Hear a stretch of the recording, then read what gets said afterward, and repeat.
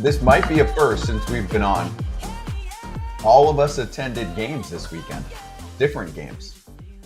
AJ's always attending games. True. I'm rarely attending games. Weekend games, all of us. That was my first one this year. You were in Philly on Sunday. Yep. I was in Queens at the Mets game on Friday. For the I live my life at game. games, except for this week where I'm not at a game. I am on an undisclosed location. Exactly. But here's the difference, AJ. We went to games as spectators. You went to a game on Saturday to do your Fox thing, whatever. You went to Friday's game to be a competitor. Well, that's a loose term that we're going to use because it wasn't really that competitive. Because let me explain something to y'all that y'all might know. Kratz might actually know this. The dudes that run in the sausage race are like 20-year-old college kids that are like legit track and field Olympic medalist chances. And if you watch here, I realize that my competitiveness needs to kick in and watch where I turn on the burners right here and take them all down. Almost including Reese, wait, Hoskins. no! Reese, watch out. But if you notice, I went from 5th to 3rd real quick, and I could have caught him if I would have known at the start when to go. But amazing opportunity. What a blast. And I would love to do it again because I would cheat like hell at the beginning and get off to a better start. It was the shocking news of the year, though, when he texted and said that it's a real race and it's super competitive. It's mascots. I thought everything's an act. It's not an act. It's not I bribed them. They're not. I tried to bribe them, too, and they would not accept bribes. What did you try to give them? Anything. I'm like, what will it take for me to win? And they're like, we don't do that. This is serious. Yeah. It's serious. The guys, it's somebody new. It's somebody new all the time, but it's there's some repeat offenders, but they're not Olympic athletes. And what are you talking about next time? What are you talking? Next time you're going to cheat. Watch this. If you watch, you're going to absolutely burned, and then you go into cheat mode. Thank you. Thank you for not stepping on the logo, though, by the way. I did dodge the logo. Thank you. And thank you for not killing our Reese Hoskins. Yeah, Reese. Listen, Reese is coming on tomorrow, I think, to discuss this. But I was yelling at him from the mascot, from the Polish sausage, and he could not hear me. I was like, look out, Reese. I'm going to run you over. And then we'll discuss it tomorrow. But I saw him the next day, and I said, Reese, man, get off the track when the train's coming through. And he said, man, you scared me. I thought I was going to hit you with my bat. And we'll get into it. And I said, Reese, that's why you're not playing today, because Pat Murph said you're still scared. But you cheated. You cheated. I couldn't believe. No, I was better than I was because I told him I was going to go across the infield. I was going to cut between the pitcher and the catcher, and they're like, "Well, we might get in trouble for that." And I go, "Who cares? Like, who cares? Like." But listen, let me say this: Mike Vassallo, the Brewers, thank you. Like, I can't thank you guys enough. That was so freaking fun. Like, that was awesome. The hardest part, though, Kratzy, you're not going to believe this, getting in and out of the costume, the sausage. Because it is just like this wide. You have to put your arms up, and then you like do a swim move to get in it. And once you're in it, you're fine, because then you're like, okay. Getting out of it, though, because listen, we're bigger people, so, like, doesn't really work as good. So I had to have, like, 3 people pull it off of me. Not easy to get in a sausage. Great quote today. That is a great out of context. Thank you. Yes. And yes, I have been in the sausage race. I mean, not in the race, but in the mascot uniform. And it is almost impossible. I don't like tight spaces either. So it's like trying to get your arms in there, and then you're like, and then trying to get out is awful.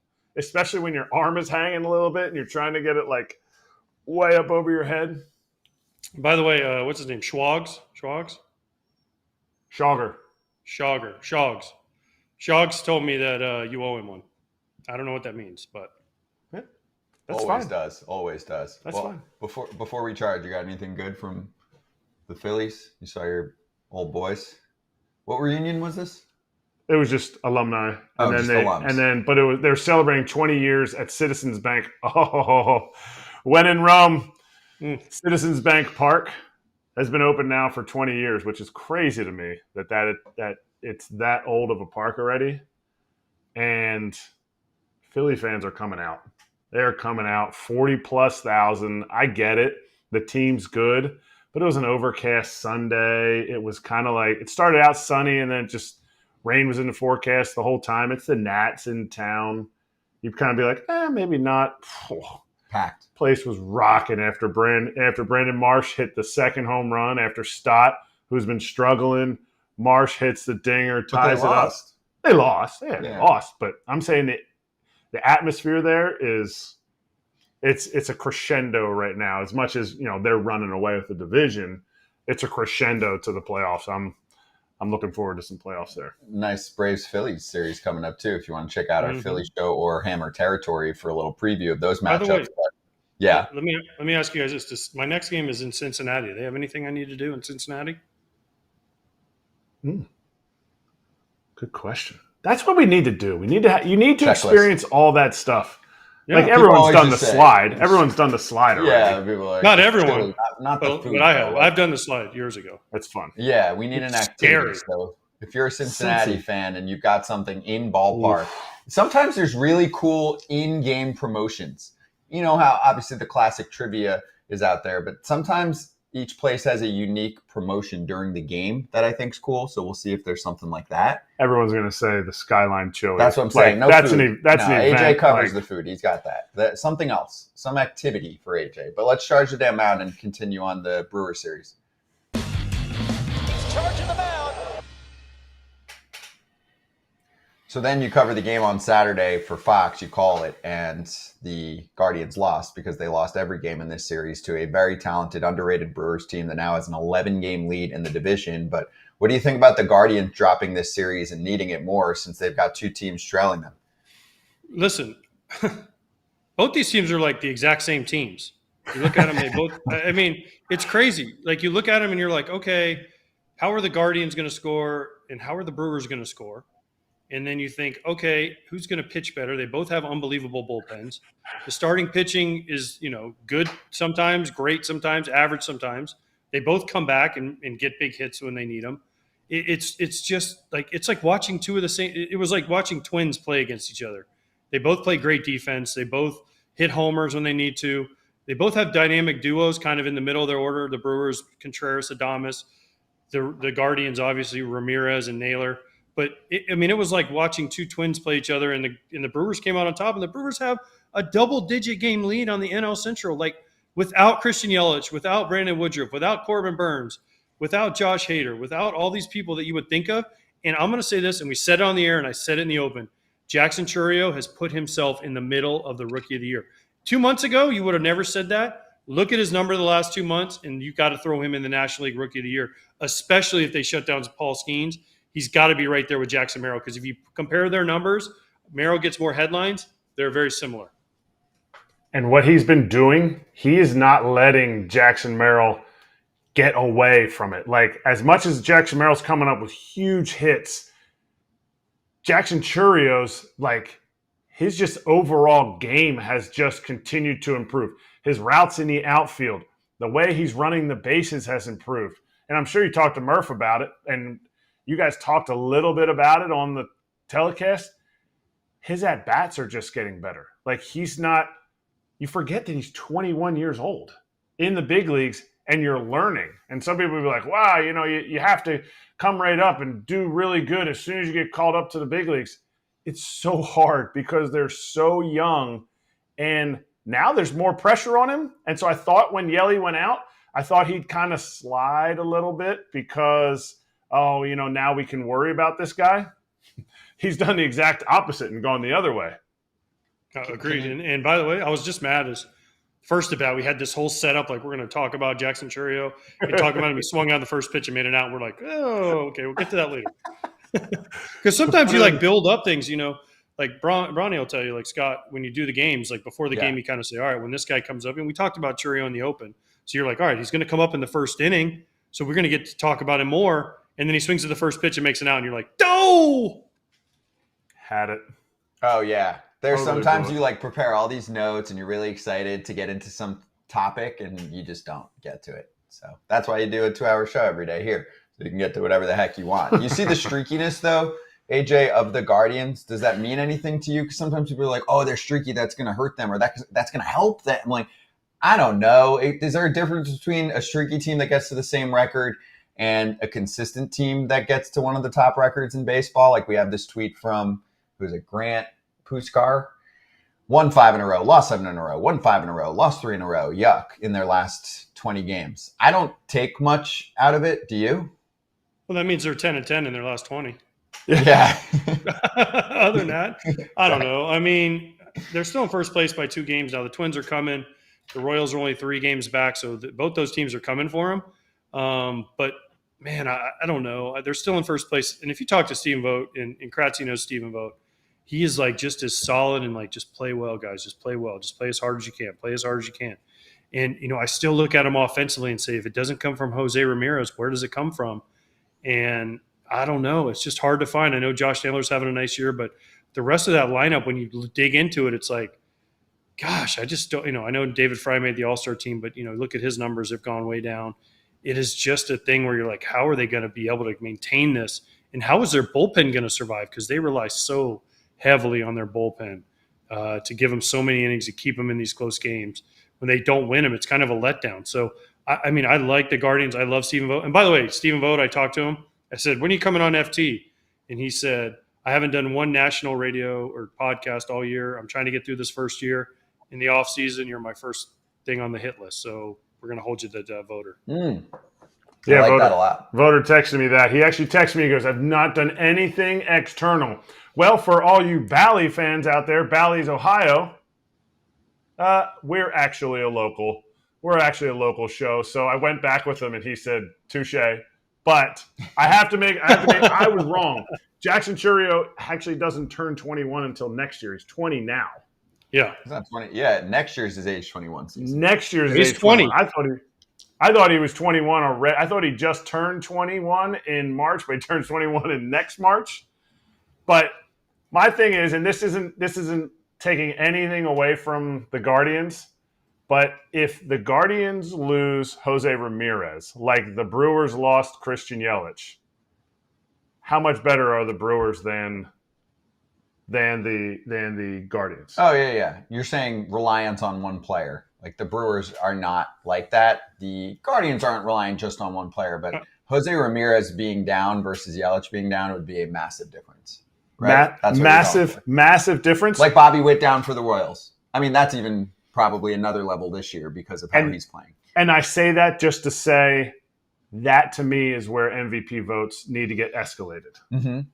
On that topic, though, because I want to tee up AJ for this one. So on our YouTube video about Judge versus Witt, the trolls came out to just absolutely stomp on Bobby Witt. They were like, he doesn't touch Judge. Judge has it auto as long as he's just on the field. Like they were mad that we even talked about it, which reminds me of a topic from this weekend that apparently cannot be touched, AJ. You're not allowed to talk about other candidates for NL Manager of the Year. There is only one. I mean, I don't understand it. So I came out on the air and said, and Jeff Levering, who I worked with, is the Brewers announcer. He does the Brewers games every single day. He gets to work with Bob Uecker, who, by the way, let me say this too before we get into this subject.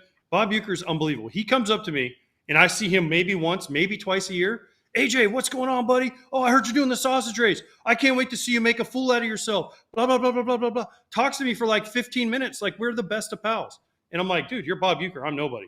It was awesome. Unbelievable. At 90 years old, that dude can go out and talk to you like that, like you are his best friend. He's incredible. He's an incredible human being. I'm just mad he wasn't there on Saturday when they gave out Harry Doyle bobbleheads for his appearance in Major League. Now, let me say this. Brewers fans, I did not say that Pat Murphy should not win the NL Manager of the Year. What I said was Pat Murphy is in the running, and if it's not Pat Murphy, it's probably going to be Mike Schilt, maybe Carlos Mendoza, or I don't know if there's anybody else.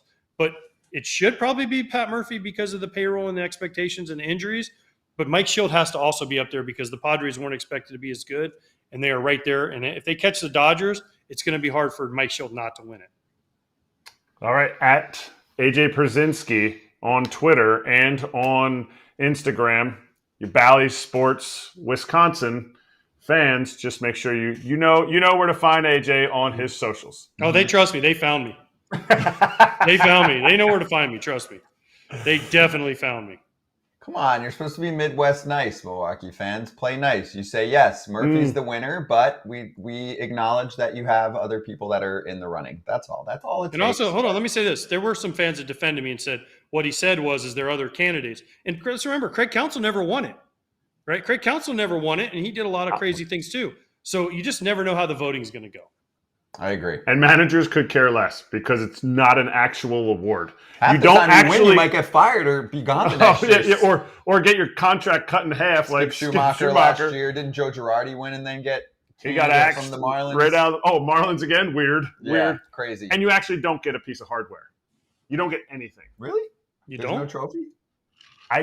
Somebody There's gotta told be something. Somebody told me manager of the year and comeback player of the year have no trophy. So maybe I'm incorrect on the manager of the year part of it. Okay, we'll do some digging on that. We got to take a quick break, and then we're coming back in a couple minutes to go over the AL West. We'll talk about the Astros with the lead. Ken Rosenthal was all over the NL West. Check out Fair Territory wherever you get your pods. Be right back.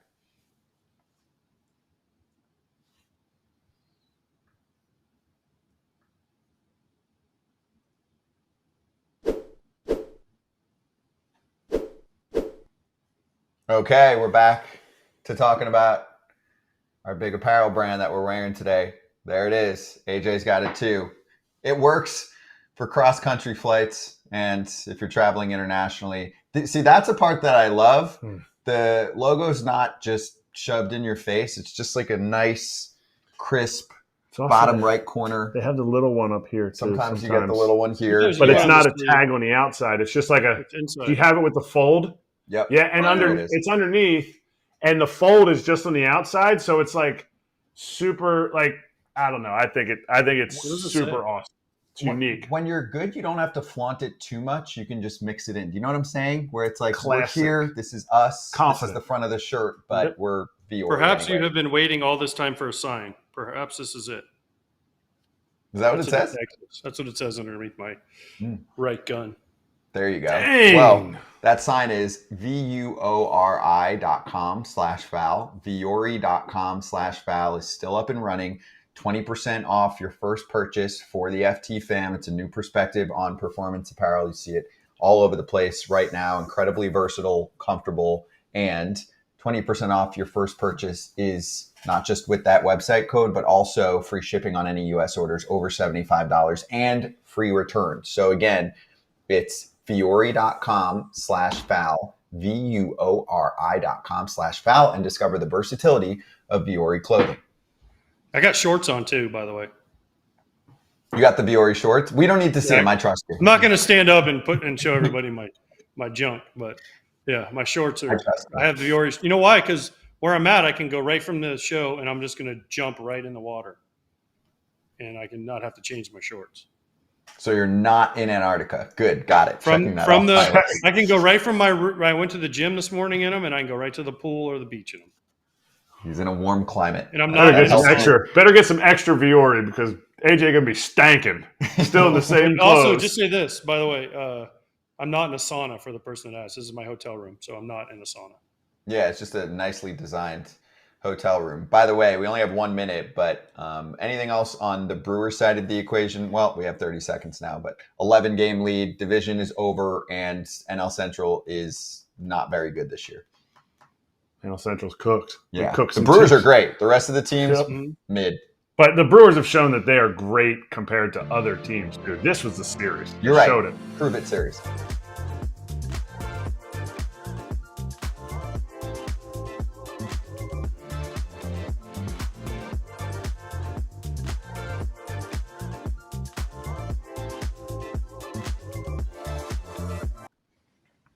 Back on FT, talking to our friend Michael Schwab. You can follow him at Michael Schwab13, writes for the Juicebox Journal, covering a first-place Houston Astros team. Michael, great to have you back on. So what was your take from the weekend where the Mariners were a massive disappointment? I know they picked up that Sunday win with double-digit runs, but they lost more ground in the division to an Astros team that now has a 4-game lead. I think that's the biggest thing, is just to see that turnaround from Houston to go from being back 10 games on June 18th to now being 4 games up on the division. That's freaking crazy. Also, here's another thing. They're 5 games back on being in the lead for the AL. That's insane. And that shows you the biggest turnaround for this team. You guys were talking about who's going to win Manager of the Year. I would even throw Joe Espada in that conversation for the AL because this team is a completely different team from how they started out. The biggest rise from then, if you look on Fangraphs and you look at the trending lines, you see them going up since June 18th, and then you see the Mariners shooting down. And so we had talked about this during the trade deadline about did the Mariners move the needle? I mean, you're clearly seeing it now that they did not, and the Astros have shown that they're showing what the type of team they've always been, and postseason's coming up. Yeah, shocker. Postseason. Hold on, Kratz. Before you go to Diaz, let me ask him a question real quick. Go ahead. About just in general. They were 10 games behind. And it was like, 6 weeks ago? Maybe less than that? Now they're 4 games up. Is this yes, the Astros are playing better, but is this one of the biggest collapses anybody's ever seen? Because I know we're talking Astros here, right? But do you think about if you're the Mariners and you're in middle of June, almost to the All-Star break, and you're like, we got a 10-game lead, guys. We're going to the playoffs. We're winning the division. And then all of a sudden you look up and you go, oh, man, the Astros who have been to the ALCS 7 times in a row. Oh, by the way, we're 4 games behind them. I don't know if we can catch them. Is this an Astros story or is this an Astros and Mariners story? Oh, it's totally both. I mean, there's 2 parts of it. Number one, absolutely epic fail for the Seattle Mariners. I mean, they were at, 86% chance to win the division on June 18th, and now they're at 15%. And now the Astros are at 84% chance to win the division. Yes, the Mariners have absolutely crashed, and their fans are admitting it. You can see it in the comments all over Twitter. They're just saying, go for it, take the division. We don't know what to do. But really, the biggest turnaround for the Astros has been pitching all the way through it. I mean, they've turned everything around that because since June 1st, they've got the second best ERA at 3.4, which is right below the Mariners. So they just had to catch up with them. And the starting pitchers have been 3.33 ERA since June 1st. Relievers have been 3.5. So that's the biggest thing for me is that turnaround for the pitching. Now, here's another thing that I've been looking at is their ability to win tough games. So from the beginning of the season till June 15th, they were 8-23 in games where they was decided by 1 or 2 runs. Since the 15th, they're 15-10. That's a 60% winning percentage. It was 200 winning percentage before that. So they've jumped up in the clutch aspect. The pitchers have stepped up big time. The hitting has remained the same. That's the big thing is that there wasn't some giant jump with the hitting. They've been pretty consistent all year around 260 average. It's just that pitching has finally jumped to what it's always needed to be. All right, I need to go to Yainer Diaz here because you're talking about the pitching, and there ain't no pitching without catching. People are like, well, the game doesn't start till pitchers throw the pitch. The game doesn't actually start until he hits the button and gives the pitchers a sign. Did the Astros, I brought this up last week, did the Astros miss out on an opportunity to win a World Series last year because they kept Martin Maldonado in? Because the whole thing was, well, Martin Maldonado is, he really handles this staff. He does so well, but he added nothing with the bat. Yainer Diaz was going to add a ton, and he's shown that with the bat. Plus, he's caught how many no-hitters since he is now a starting catcher? And he's brought this pitching staff that is much more beleaguered than the pitching staff from last year to a peak that is even better than last year. So did they miss out on a chance at winning a World Series because they kept Martin in over Yainer? I mean, that's a great question, Erik, and this as being a catcher as you as well, AJ. It's just that there's so much about the game from a starting pitcher to catcher aspect on what's going on. Now, I want to kind of bring a big picture story about this, and it's been written about. It's public as well. The thing about Diaz is that he is a bat first catcher. He's shown that time and time again that he's bat first, and he's now worked his way up to being a better catcher with, scouting, with play calling, with everything like that. His framing is something that he's gotten a little bit better this year but that still has been a struggle. Now, to go back to the postseason, I don't necessarily see it as if you put Diaz in the lineup as a catcher, would that change at all? I mean, all the pitchers have wanted Maldi to catch them. That's always been the case when he was on the team. And Dusty respected that, and that's what they ran with. You're talking about a difference on would Diaz hit? Would he hit well in the ALCS? And as a rookie, he struggled with runners in scoring position. He's changed that absolutely this year. He's hitting very well. He's made some mechanical changes this year exclusively that have made him better because he started out really slow. So it's kind of like a whataboutism about how he would have done. I will say this: Diaz has done a very good job, but Alex Bregman has actually been a big part of the pitching as well. He's helped with scouting. He's helped with lots of different parts of the game, and that's been written about as well. The Athletic did something about it. So, yes, Diaz has absolutely changed this team around, Spat as well, but Bregman and what he does with the whole scouting and helping the pitchers, I mean, even Hunter Brown, he's helped him big time. That's been a part of the story as well. Well, that's awesome. But let me ask you this. I know as how much catchers mean. Trust me, as Kratz and I know. But let me ask about Fromber. I mean, is Fromber putting himself right now in the AL Cy Young race? What is he, 8-0 his last 10 starts, 2.39 ERA? I mean, is he as good as it gets right now? And then when is Justin Verlander coming back? Because it's soon, right? Yeah, so Espada said to the media that there's a good chance that JV can throw on Wednesday against the Red Sox. He just pitched he pitched for Double-A for the Hooks, and he did pretty decent. He went about 4 innings, had 1 earned run, 5 strikeouts, got up to 96 on his fastball, which is what you want to see, 57 pitches. So I think it's possible we'll see Verlander on Wednesday, keep him at a 80 pitch count. That's good news for the team. Fromber, that's the story. Now, people have seen this guy through the years, and his biggest issue is not his ability, because he is such a great player. It's that he has struggles with his mind, his psyche. He's had help with, a psychiatrist who's actually helped him during the years. He's finally turned around this second half. And as you're saying, AJ, yeah, he's 8-0 in his last 10 starts. That's a career high for him. 8 wins in a row, career high. He's at 239. Him and Hunter Brown lead the league since June 23rd in wins. 8 for Fromber, 7 for Hunter Brown. So as I've been saying, yeah, pitching has been a big turnaround. But Fromber, this is what everyone had hoped he would be. He's got that zip on his fastball, and then that curveball is finally hitting in the strike zone well. So, across the board, it's been a great case for him. He could have thrown a complete game his last start, but Espada pulled him after the 7th because I think they really needed to bring the relievers in, which was Brian Abreu at the time and Josh Hader to get that win. But they're hoping that all their pitchers can keep going just like this, especially Fromber, because that's a game changer right there. We talk about IL stints and needed IL stints, and the Astros are playing the White Sox. Bregman's elbow was swollen. Okay, so I'm not going to talk about Bregman being out. Maybe it was like a perfect time to rest him. Don't quite need everybody against the White Sox. But I don't talk about Ryan Presley.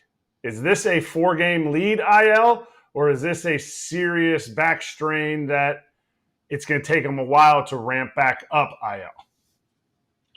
Yeah, so the team hasn't been very open about injuries this year. A great example would be Kyle Tucker. They call it a bone bruise, but it's been over 60 games. With Brian Presley, all we know is that it's a back issue. Now, for him, since June 1st, he's really turned it around. 3.86 ERA for the season, but 2.84 since June 1st. That's huge. But the thing that I noticed that was kind of a little irking to me is he's got the lowest strikeout over 9 innings since 2019, which to me is like, is that back related? What's going on with that? So yeah, he went on the IL retro to August 14th, so he should be available by the 29th if he's okay. They're getting Verlander back, which is going to probably push them to a 6-man rotation, which at that time you really need to have enough relievers to get through them. Hopefully, if the guys are going 6 innings each. So I think they're banking on him coming back by the 29th. If not, that's really not a good sign for this team. But I'm going to throw this in there real quick. This has been a really good year for the scouting team for the Astros because I look at guys like Taylor Scott, who's a reliever, and Caleb Ord. Two guys who were picked up either by waiver claim, which was Caleb Ord, or Taylor Scott, who was picked up as a minor league free agent. Both those guys are really just tearing it up in the bullpen. And they have not done anything good at all this year. Years prior. But for some reason, this team has been able to say, all right, Caleb Ord, let's do less sweeper, more cutter, and more changeup.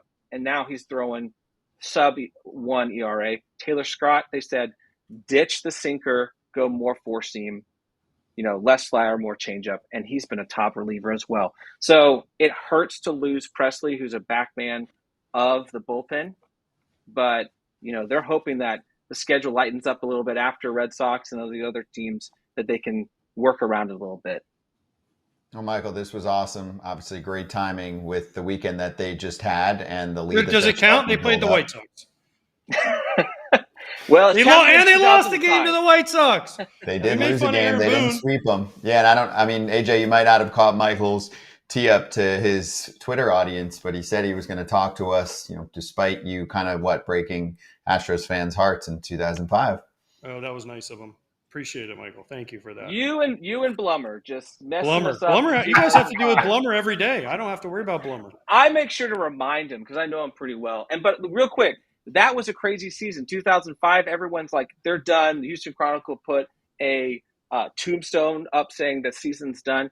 It's looking like this season now. Looked like it was over, and now they're coming back. So they're going to get swept in the World Series by the White Sox? Oh, wait, that can't absolutely. Mathematically not possible anymore. No, exactly. Mathematically, just they're in the same league, Scott. I don't know if you know that or not. Well, I'm saying they can't be in the playoffs with them. Mathematically, aren't the White Sox eliminated already, or at least team ever? Yeah, they were eliminated on opening day. Yeah, that's true. And then the Astros eliminated them too. So that was a get back at them for 2005. So nice. Yeah, it's a couple decades later. Michael, thank you. Appreciate the time, man. Good talking to you. Thanks, guys. Have a good one. You too. And you can follow Michael at Michael Schwab 13. Check out all of his work. We'll be right back.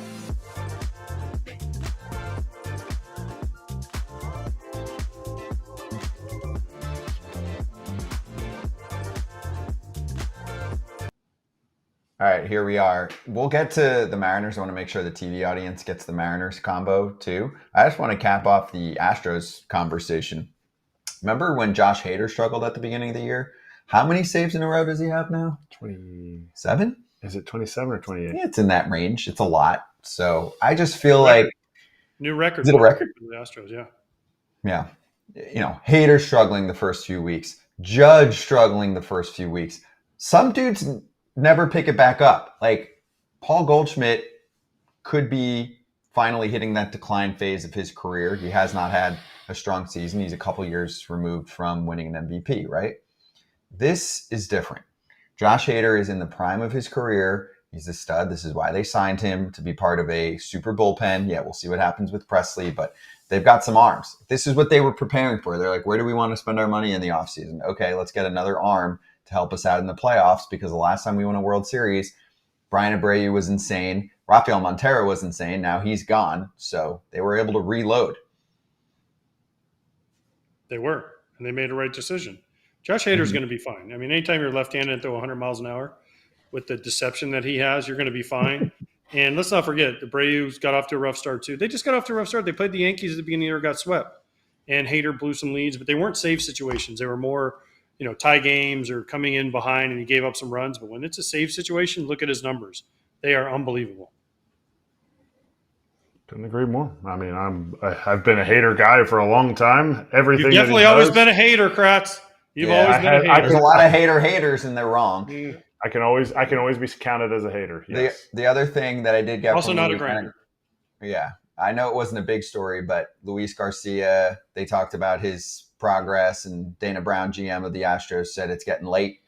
So I also looked. I mean, often it's 18 months for certain TJ situations these days. It depends, and I think for him it's 18 for for some. Yeah, it's for your first one. Some.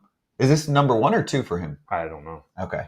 I don't know. Some fans on socials were like, yo, this was never the right timetable for him, blah, blah, blah. So I'd have to look and do more research on it. But the fact was he came out and said it's getting late. So keep that in mind because it was Garcia, it was McCullers.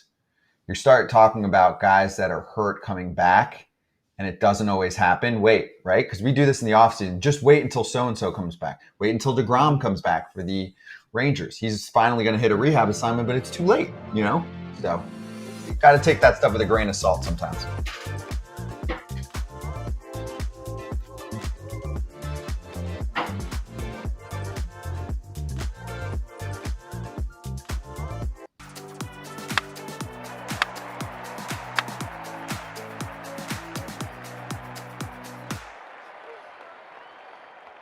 Better than box scores, to me, the biggest story from the weekend was the Seattle Mariners side. We talked about the Astros. Let's talk about the Mariners. Offense not coming up at timely spots until Sunday. And then I'm like, guys, you need to save this for other time periods. But it's beyond frustration level at this point. You're playing a Pittsburgh Pirates team that had been awful, and they kind of woke them up, and there just wasn't enough there. I know a lot of people were picking on Randy Arozarena on Saturday. He had the platinum sombrero. AJ 0 for 5, 5 strikeouts. Is this ultimately the end of the line for them? Because they're probably not going to be in the wild card conversation. I think they're 5.5 out of the wild card. Yeah, they're in trouble because I don't see the Twins, Royals, or any of the teams ahead of them slowing down in the American League. Yankees, Orioles, one of those two is going to make it, right? So I don't know that they're in a position because they don't hit. And we've implored Jerry Dipoto, and yeah, they went out and got Randy Arozarena, and they went out and made some other moves, but they didn't make that big splash. And I know Randy has been great in the playoffs, but this year hasn't been an outstanding year for him. Their pitching can only do so much. And if they give up, it's like if they give up 3 runs, they can't win the game. And that's a tough way to go. And, man, I mean, Logan Gilbert said he pitched angry. Well, you should always pitch angry. If you pitch once every 5 days, man, I don't know what it takes. I try to play angry every day. Like you only play once every 5 days. I think you can pitch angry. Excuse me. Allergic to having fun. Kirby said that, by the way. Oh, it's Kirby. Sorry. You're confusing your aces, but still, Kirby said that. And they only have like 4 of them. Yeah, they do. And that's the thing is, you know, I feel like I talk about this a lot. I watch the Mariners a lot late night. Dave Sims, one of the best game callers out there. And the pitching is special. It's historic in my mind. Forget the numbers. You're just looking at multiple pitchers in their prime dealing, and you're trying to figure out why they can't put it together on offense. Obviously, they didn't do enough in the offseason. They tried to patch that up just now. 9 runs during that 5-game losing skid, and then they scored 10 on Sunday. But, I mean, this is not a good offensive ball club, and they kind of knew that. It was a little bit of adding, a little bit of subtracting to get to the same place. Why? If you're talking about historic starting rotation, historic bullpen, and they just keep creating new bullpen guys, why not trade from that for some type of monster offensive piece? Trade a starter? Yes. Yeah, I mean, it was talked about in the offseason. I don't think they ever seriously considered it, but people were like, trade a Wu. That's the guy that I kept saying. Yeah, but Brian Wu is so good. My thing is, spend some damn money. There's people in the chat being like, is Jerry Dipoto's job on the line? I'm like, the owner's job should be on the line. But they're not. I know that. I'm just saying. I don't necessarily. Jerry Dipoto is given a very tight budget, despite them tanking for years. Go hard. What's he supposed to do? Go hard. Go hard somewhere. You're not going to change that budget. He's here. He can't go past it. So I mean, think about it. Go They hard could have for acquired offense. Juan Soto. This was a trade. It wasn't a signing. They could have acquired him, but they can't go past this budget line. They could not have signed him. So you're saying they could not have traded one of their elite, historic rotation pieces for Juan Soto and a couple pieces. They could have, but it's the money. Juan Soto's making what, AJ? $30-ish million this year? So they would have had to subtract there again. It is a constant game that you're playing. That's what's so difficult. But Juan Soto changes every lineup. I agree. You got to get rid of other players then to be able to make up the money. Which they did anyway. They got rid of Eugenio Suarez for Jorge Polanco. Like, they made moves. Make that move. But nobody – if you're too afraid, like me and my bets, you're never going to make that extra leap. And to me, they need that, and they've proved that because Julio's having a down year. Obviously, they thought Julio was going to be an MVP candidate every year, and he's not this year. Doesn't mean he won't be other times. I just think they could have won a World Series this year if they put the right pieces together. So I'm pissed about it. Anyway, Arizona Diamondbacks had a really exciting series. It was a comeback bonanza, but they fell short. I still just think it says a lot about the way this team operates that they can come back like that. Yesterday's game was crazy. It's 6-0. It's in the 7th. They just start chipping away. You get to the 9th. The Del Castillo kid, the backup catcher, who's been filling in for Gabriel Moreno, hits a tank off of Nick Fairbanks. So anyway, did you take anything out of this? I mean, well, it's Pete Fairbanks, but we'll go with Nick. What did I say? You said Nick, but it's fine. Oh, okay. Pete Fairbanks. But anyway, did you take anything from this? I mean, actually, I know what you're going to say. Biggest takeaway, Ketel Marte has to be okay. Yes, Ketel Marte has to be okay, and they lost a bunch of ground to the Dodgers. I mean, they lost 2 games to the Dodgers. They were right there, and they can't afford these kind of let-ups. Especially, listen, Tampa Bay is okay. They're not the Tampa Bay of old that we've come used to. They're a little bit down this year. So you got to go in there if you're the Diamondbacks playing as well as you are. Listen, everyone has letdowns. I mean, the Rays got swept by the White Sox this year. So you can't just exactly go in there and say, all right, it's going to be easy sailing. But, if you're the Diamondbacks, you got to go into that series thinking, man, we should win this series. To get swept and lose that it was a great series. There was close games. Zach Gallen hasn't been pitching very well, though. He's been kind of getting whacked around a little bit. It's a little bit frustrating, I think, if you're a Diamondbacks fans. Yeah, it's great, but there are no moral victories. Tell them, Kratz, there's no moral victories in baseball. We're talking about winning or losing. We're not talking about playoffs. Not a game. No, cool job. You came back. To me, you hit it right on the nose. Zach Gallen not turning into that number one or staying that number one. I think he's been that number one for that team. I think that is definitely something that they should be afraid of. Not as much as Ketel Marte taking a check swing and just kind of leaning on that back leg. I think it's that left ankle. And when he kind of check swing turned, that foot didn't even you didn't even see it roll under. And looks like it's on the inside too. The inside of his left ankle, which is anybody who plays basketball, you've rolled your ankle outside. You've rolled your foot away from the inside of your foot. This looks like he just so he tweaks it going in, and he was down. He walked off the field. Ha-Seong Kim walked off the field right away after diving back into first. Anytime that happens, you're this is more than just lingering. And 10 days without him could really, really hurt because they've already been without him, and you saw what happened in this series. But that's my thing is, if you're a wild card team, so be it. You're going to most likely get into the playoffs. He needs to be in prime form. He can't be battling through an ankle injury right now. He needs to be 2023 playoff Ketel Marte, hit every day. So we'll see. All right, we'll get ready for Andy Martino joining us next from SNY to talk about the Mets and Yanks. Also check out foulterritoryshop.com. Hats, shirts, hoodies, coffee mugs, stickers, the whole deal.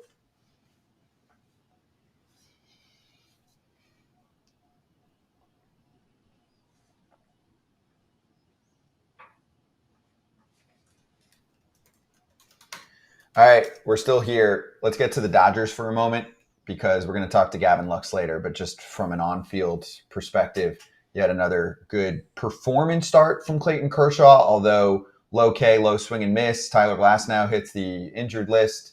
Max Muncy should be back today because Freddie Freeman's getting scans on his finger. And then is Edman coming back today or tomorrow? I thought it was tomorrow, but it could be today. The series. I thought it was same day as Max, no? Same day?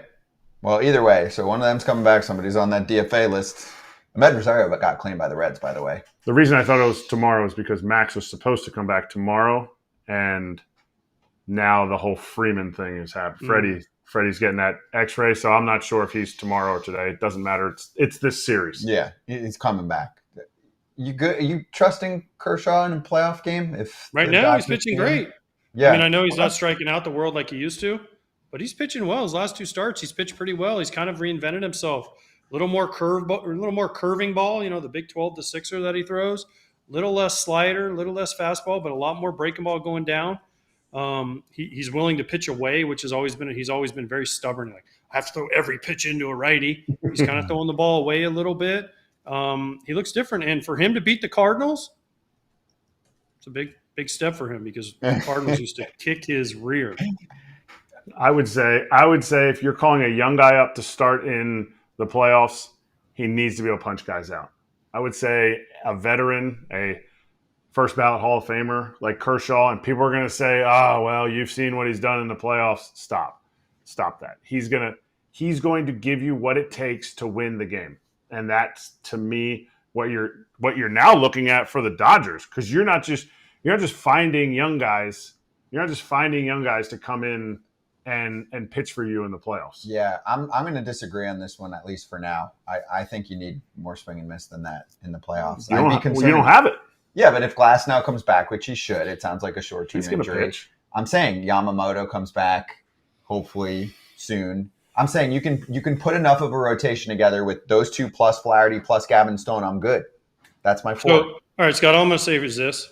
You're Dave Roberts. We're going to role play since you love the role play. Okay, but you only have 20 seconds, so it better be Great. You're Dave Roberts. You're going to go to Clayton Kershaw and say, hey, Clayton, you're healthy. You're not starting in the playoffs. Go, Scott. I better get my morning lift in and be ready to fight. Yeah, exactly. You better have your ready. Dodge that curveball jab. Yeah. Slow curve.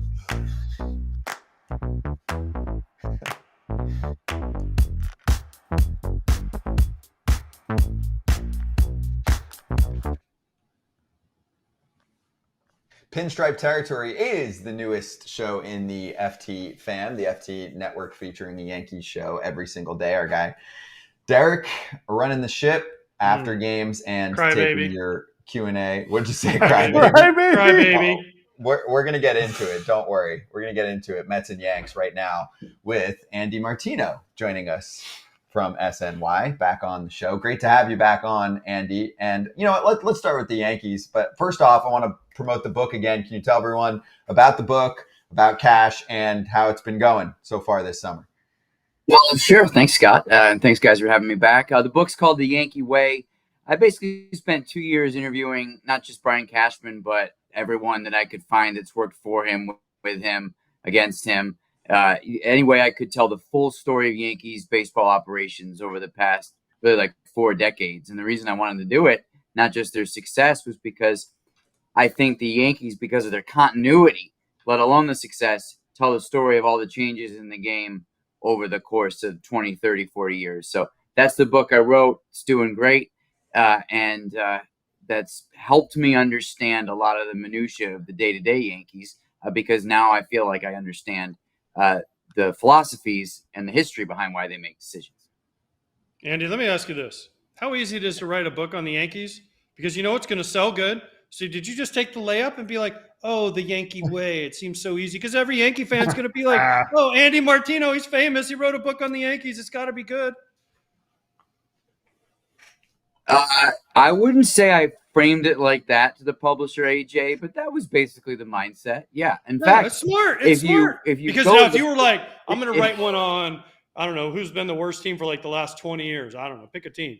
Like Rockies. If you're going to on the Marlins, like we'll say, right. I'm going to write it on the Marlins way, right? Let's see how many books you sell then, Andy. Well, I'll tell you what, you make. I'm not going to deny it. You come up with, if you can tell a good story about something that there's a lot of eyeballs on, that's the sweet spot, isn't it? So yes, AJ, good for you. Guilty as charged. Good for you. I'm proud of you, because if I was in your position, I would do the exact same thing. There you go. Breaking news, the Yankees sell. Okay, so then let's get to the team. Yes, and then we'll get to the Mets. So first off, with the Yanks, they fall last night, walk-off loss, Clay Holmes on the mound. To me, it opens up a bigger conversation that can maybe tie into your understanding of the inner workings of the organization. Yankee fans are like, we're so sick of hearing them defend certain players. Is that a Yankee thing? Is that a normal thing, right? You got to defend Clay Holmes at this point, even though it's double-digit saves. They're defending, a DJ LeMahieu, certain other players in the org that are struggling. It's not like they have, replacements at the moment. Although I guess you could say for position players, they do a little bit more. But what's your take on the state of some of the struggling Yanks? Well, I think there's 2 different ways, Scott, to answer that question. One, if you look at the Aaron Boone's defense of certain players, that is just part of the way he builds a culture that does pretty well. I mean, this is a guy who has been trusted. He and Aaron Judge work really well together as manager and captain, and this kind of inclusive leadership where everybody feels that that these guys at the top of the clubhouse food chain know them and care about them and see the best in them. And this is who Aaron Boone is. He does see the best in people and his players. And I think when they give him a lot of players who maybe elsewhere have had a reputation as being challenging, and they integrate quite well into the Yankee culture by able, like with Aaron Boone, you can be yourself, but you also know how to be a Yankee. And it's a fine balance to strike, especially in a huge market. And I think he does it well. And part of that is call out guys privately, not publicly, which drives fans crazy, but that's their program. That's what they do. So I'd say that about that piece. But, having said that, larger picture thing, Scott, I'll say they have obviously real concerns about that bullpen. The Yankees, and this is the same thing for the Mets too, who I know we'll get to, they knew they needed bullpen. They knew they needed leverage guys at the trade deadline, and they just couldn't stomach the prices.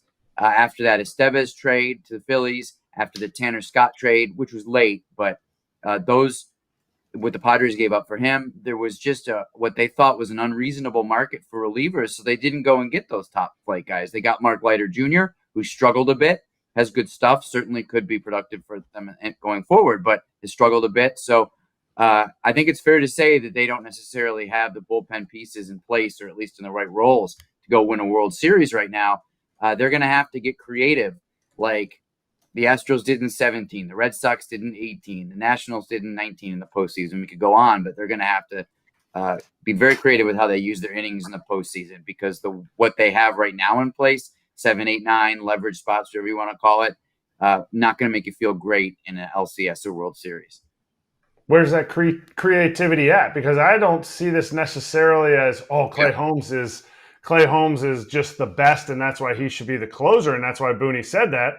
I see it as, what are his other options? Luke Weaver, who's barely been in the bullpen, we had on here last week. Like, what are his other options? Is it more like, he's just the best we got, so that's who's going to be the closer? Well, this is how I look at it, Eric. It's like, who had Chris Sale closing out the World Series? Who had Patrick Corbin getting leverage outs in the following World Series?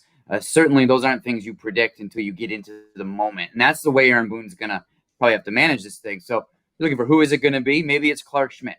There was a lot of thinking in the organization that it could be Luis Gil for that swing and miss in the late innings. But the problem with that now is that Gil, if he holds up physically, that's got to be your game 2 starter.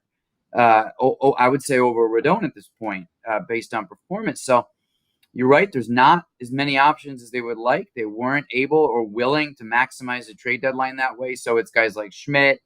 We'll see where Stroman fits in. I mean, Stroman's obviously a sinker baller. You don't love moving to the bullpen, but I'm just using that as an example of things that we haven't thought about yet today in detail are going to have to be the things the Yankees try in October pitching wise. Okay, Andy, talking about things that people don't think about. Jason Dominguez played left field last night for one inning, or for one game. He came up. Mm-hmm. Why would the Yankees do that? Mm-hmm. Why would they bring him up for the one game? He didn't play very well. Obviously, offensively, he was 0 for 4 with 3 strikeouts.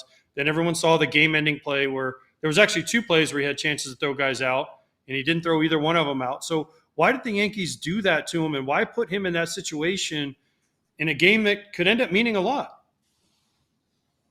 Well, you got the 27th man for that Little League game, obviously, AJ, right? And that was the guy who they felt, I'm sure they'd frame it as simple as this was the position player that we thought could slot in against Skubal in the middle of the lineup and give us a shot. Obviously, Dominguez had a dynamic debut last year before he needed the Tommy John. His comeback, he's been up and down and hurt a bit in AA and AAA this year. But they just was a next man up kind of thing. All right, you got the extra roster spot. Let's give it to the guy with the highest ceiling. And obviously with that play at the end and the double clutch throw home, it didn't work out on that particular day. I would expect you to see him back in September. All right, let's swing over to the Mets. Your thoughts on where this team is at? I know you hinted at the bullpen. They actually did pick up a ton of pieces at the trade deadline or around it. I don't remember what the exact number was, but I think it was 5 or 6 arms over like a week or 2 period, if you're including someone like Stanek, who was a few days before the deadline, right? Right. No, for sure. And Phil Maton was early July. Absolutely, Scott. They augmented the bullpen, but what they were trying to do was what David Stearns in his first year here was trying to do was try to thread a needle where you're answering the clubhouse and fan calls to improve the team, as he should have done. The team had earned that. The clubhouse had earned that. But not get into that high price category where you're potentially jeopardizing the future. A big goal this year for the Mets was to try to hold together that farm system, continue to bolster it, use that sustainability term that's overused in the game. But that was kind of the concept for this year. So when the team found itself in contention, somewhat surprisingly, it was take on Maton's salary. As I said, make that trade for Stanek, Brazoban from Miami, a guy with some upside. It was more like raising the floor of the bullpen was the attempt than going out and getting your Tanner Scotts or what have you, the higher leverage, higher priced relievers. So that's the needle that they tried to thread. And so far, the returns have been okay. Maton didn't have a great game yesterday. Stanek's had some good ones, some bad ones. Brazoban yesterday didn't have a good game. I don't mind the approach all around because basically what the Mets did was keep the team together, not blow it up, not sell, but understand that this wasn't necessarily the year to completely go for broke with the farm system. And what we've seen as the result of that is a team that's been playing okay, but certainly hasn't taken off or necessarily taken advantage of a softer part of the schedule that they're just coming out of. We've talked about manager of the year earlier. You just said, we kind of put together a decent Mets team here. Does that mean Carlos Mendoza has overperformed, underperformed in his first year as manager, or just kind of done what we thought he should have done for manager of the year? I think, Erik, you singled out the right guy here to talk about because to me, this is a potential managerial superstar watching him up close. And, I had him as a coach who I covered with the Yankees. I know you were with him with the Yankees as well. Obviously a smart guy, lots of personality, lots of potential. So when he got the job, I was like, oh, this is going to be good. This will be pretty good. But you never know how a guy is when he gets into that big seat. Sometimes leadership makes people grow into that. Sometimes leadership kind of shrinks people and exposes them. And this guy has been such a fit from day one. He's not afraid. I don't like the term use your gut for managers. I actually don't feel like that gives credit for what it actually is using your eyes, which he does. He watches. I don't know if you guys remember the game where he let Jake Diekman pitch to Judge at Yankee Stadium, and it worked because he saw that Diekman, for all his control issues, had his good fastball that night. So he surprises Judge by throwing a fastball down the middle. Mendoza sees things in the game and acts on them and has a feel for his people. Letting Severino throw the shutout on Saturday when he was over 100 pitches. That's not the kind of thing that your sports science people necessarily would want a Luis Severino to do. But Mendoza's known this guy since he was a teenager, looks him in the eye, makes an educated risk. Like, no, we're going to let him do this. It's moments like that where he reminds me of an Alex Cora with that feel. And I think that it's interesting to put him in the manager of the year conversation. We'll see where the Mets end up. This is a transitional year for them, and they're right in the middle of the race. And to me, he's no small part of that. Andy, having been around Mendoza, I've got to talk to him a few times. We've interviewed him on here. I went to their spring training camp, got to sit down with him for a while. We were in London, got to sit down with him for a while. I mean, this guy's impressive on every level. I mean, he answers the questions, and he acts like an old soul, right? So a lot of times when you do the job we do with Fox, and even for what you guys do, when you get to talk to managers, some managers will give you stuff, and they just understand it's not to be said on the air, but they help you with the game broadcast or they help you write your column, right? He comes across as that guy. You get new guys that are like, oh, I don't want to say anything, just yes or no or very basic. But he gives you stuff, right? And he's open about stuff. And I think that's the way he treats players. And I think that's why they've responded to him because he'll give them stuff and say, hey, I'll give you a little bit of a rope. Just don't hang yourself on it, right? Like I'll give it to you and I'll let you get to the point and then we'll talk about it and we'll figure it out. And I think players really respond to him that way. That's such a great element of his personality to highlight, I think, because you're absolutely right. We can see it from the media standpoint and this is not to say Carlos Mendoza is some leaker. What you're talking about is exactly what you said, that you go into that office and he's like, I don't know what it is. This reliever might be down today or this or that. Just trusting you with that information. If you burn him and don't put it in the right context, he'll never tell you again, I'm sure. Similar to what you said with players, trusting people, treating them like adults, treating them with respect. And if you really want to get into the weeds with this new Mets leadership culture that I'm seeing develop up close, credit to David Stearns for not being that prototypical young president of baseball GM that acts like everything's CIA and the manager better not say anything or have any personality, because there's some rope being given to Mendoza to make those decisions of who to trust, what to talk about, whether it's players, media, whatever. And then so Stearns is giving Mendoza that. Mendoza is giving the players that, and it all works. And what I'm seeing there is a culture where people are, like I said, treating each other like grown-ups and respecting each other. So that's a great point. Winning or losing, Mets not sure if they're trying to win this year or not. They are trying to have Pete Alonso back next year. Is this season that he's putting together, which is a little bit below a Pete Alonso season, everybody thinks, well, this is the year he's going to hit 60. Like, that's really hard to do. Like, Pete having a little below a Pete year, is this helping or hurting his case to be re-signed with the Mets? I think it's helping. It's always dangerous to try to predict how free agency is going to go and where someone's going to land. But the feel I've always had on this is that, the Mets offered him 7 years, $158 million. Pete was within his rights to say, no, thanks, not now. And I don't think that they're in the mood with him to like blow him out of the water with some massively higher offer than that at any point. So the better of a year he has this year, and he could still have a great finish, great postseason, what have you. But as it stands right now, maybe a little less likely that some other team comes around and makes some offer that the Mets wouldn't want to match. Just because Steve Cohen has the money doesn't mean he doesn't want to spend it judiciously. The Rangers blew his offer out of the water, or his range out of the water with DeGrom, and DeGrom became a Ranger. So if a team did something like that with Alonso may well go to that other team. So the year that he's having, well, like you said, not a bad year at all. He might hit 40 homers, 800 or so OPS, cares about defense and base running and all the things that don't come quite as naturally to him as his like 80 power. Decent, good year, but probably a year that makes it a little easier to keep him in Queens at the end of the day. Okay, Andy, last one. One word answer. Do they re-sign Pete Alonso, yes or no? Oh, do that to me. I only have one word. Yes or I got no? a word for you. Maybe. Oh, come on. Oh, that's the Mets way right there. Maybe. One word. Maybe next year. I'm following the directions of your game. That's all. Maybe. You ruined his game. Now he's going to make it a yes or no game from now on. I'll give I'm it to gonna you. make it Andy. a yes or no. Yeah, you gotta tweak those guidelines. Yeah, exactly. Andy, awesome to have you on again. Everyone go check out the book, The Yankee Way. Give Andy Andy, a I'll follow take at an autographed Martino copy. NYC. Thank you. Yes, AJ's a big reader, and he's on You got vacation, kind of. Got it. There you go. Andy, thank you. Great to talk to you. Appreciate it. Thanks, guys. Thanks for the time. Thanks for the plug. I appreciate it. Thank you. Yeah, great job on the book. We'll be right back on FT.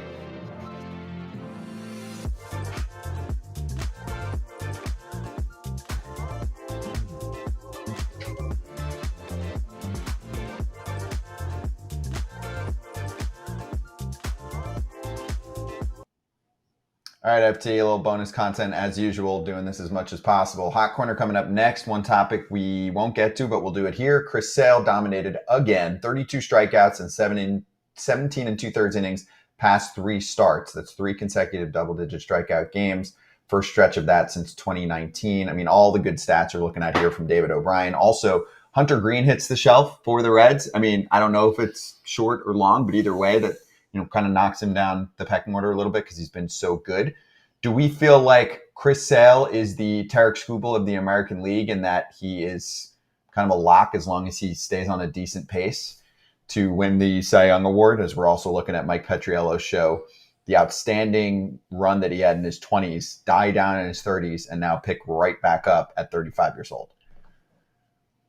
For me, he's a Cy Young winner. It should be pretty clear and easy. It should be I don't know. I mean, no one else in the NL really is that close to me. But I want to mention Hunter Green, by the way. That's a big blow. If he goes down and he has to – I think he had TJ before. But if he has to have a second TJ, this crushes the Reds because they're trying to build, right? And, yes, Chris Sale's my homie, and, yes, Chris Sale should win the Cy Young. But if the Reds lose Hunter Green for next year, that's a huge blow for them going into next year. Ooh, go quick because then I have breaking news. Man, we'll save the breaking news for the TV part, but go ahead. Chris Sale right now, yes. I think Zach Wheeler has had an unbelievable season, but I don't know that he can have a stretch to overtake Sale besides something catastrophic happening to Chris. But to me, hey, don't root against my guy. To me, I think it's sales to lose. Let's put it that way. Nothing against Wheeler, just nobody's been as dominant as Sale. Yeah, the strikeouts are off the charts. The ERA is leading the National League right now, and when you're accomplishing that in Atlanta, that's not easy to pull off. You're in Atlanta. You're facing some pretty high-level competition, right? I mean, I know you got the Marlins in the division, but it's a pretty good division. So anyway, we're going to swing right back. There is breaking news on the Braves. It's bad news for Austin Riley. So when we're back in about 30 seconds, we will start Hot Corner with that.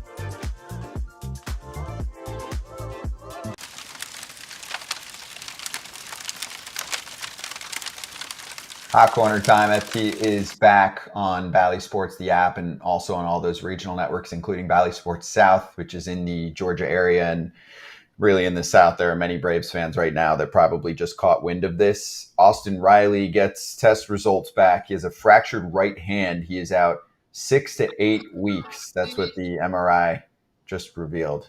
Brutal news for Atlanta. I mean, if we're at 8, we're done.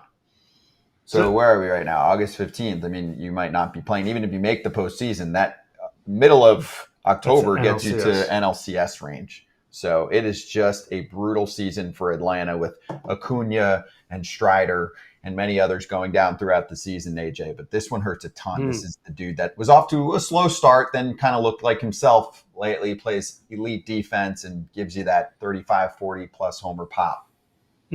I mean, the hits just keep on coming. Remember, we had Whit Merrifield on here, and what did he say? The first ground ball he took, he almost lost a finger. I mean, Brian Snitker said it then. I mean, they've lost Fried for time. They've lost a ton of guys this entire year. Minter just went down, right? I mean, you name it. Everybody pretty much in Atlanta. Albies has missed a bunch of time. Olsen hasn't been the same. Murphy missed a couple months at the beginning. I mean, pretty much everybody on the Braves team that they were counting on, Michael Harris missed a ton of time. I mean, they're all just going down. And it's, you know what this shows? How amazing when the Braves won 14 straight division titles was, because it's just not that easy. People don't understand how hard it is to make the playoffs in Major League Baseball.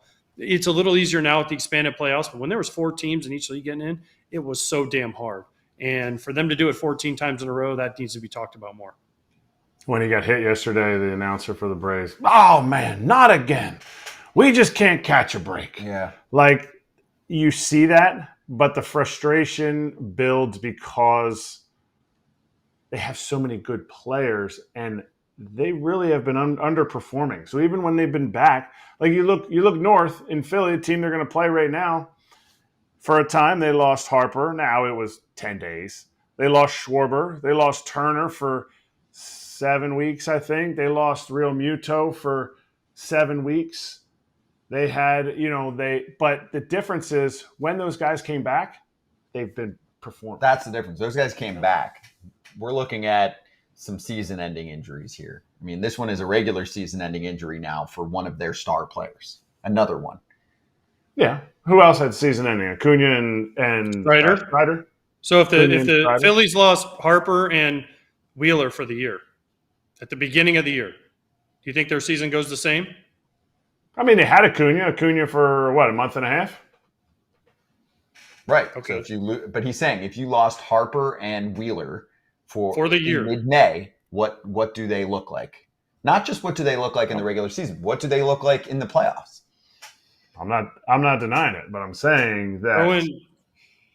Yeah, I mean, it's been, they've lost guys for chunks. You're talking about guys missing like a week, they're 10 days or whatever. They're missing dudes for chunks of time. Now you lose Riley for the rest of the year.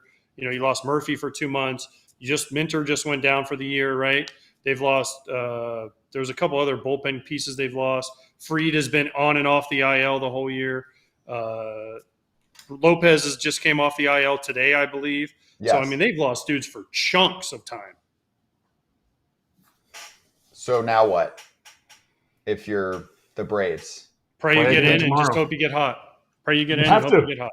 do you Just think pray this you get in. team has it though? I mean, so I was one of the optimists. I'm like, okay, you lost Acuna, you lost Strider. They didn't have Strider a few years ago when they won a World Series. They didn't have Acuna at that time period. I know they had Freddie. I know it's a different team. But my point was there's enough of a bullpen. There's enough star power. I feel like they had a little jolt when Michael Harris came back, at least for that first game with the grand slam. They're like, okay, here we go. There's enough talent here to make noise. Wild card teams do this.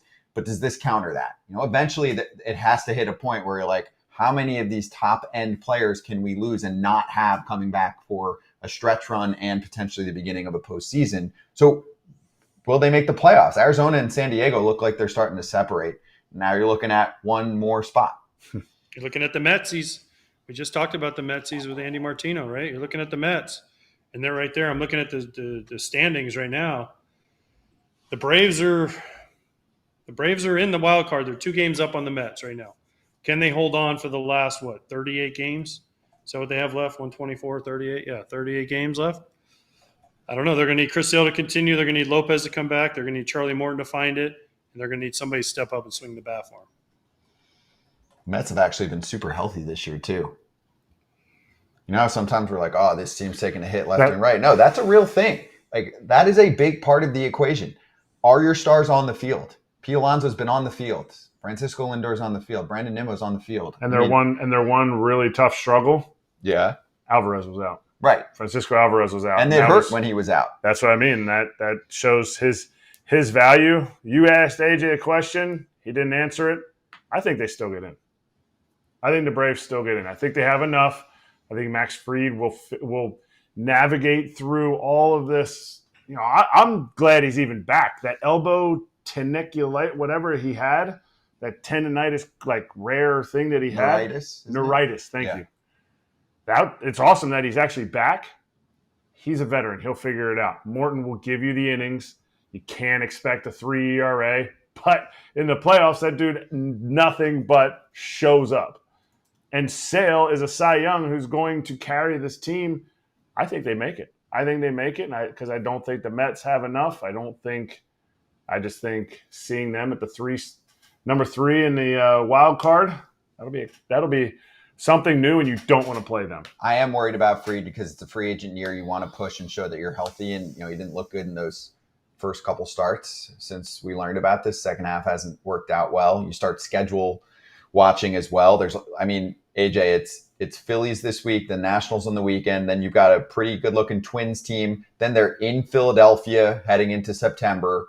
Rockies, Blue Jays, Reds is a nice run, or Reds and Nats. So the September looks better for them. They have a little bit of a gauntlet right now because you're facing a division rival that has a chance to kind of pound you down. Put you away. Yeah. They can put them away right here.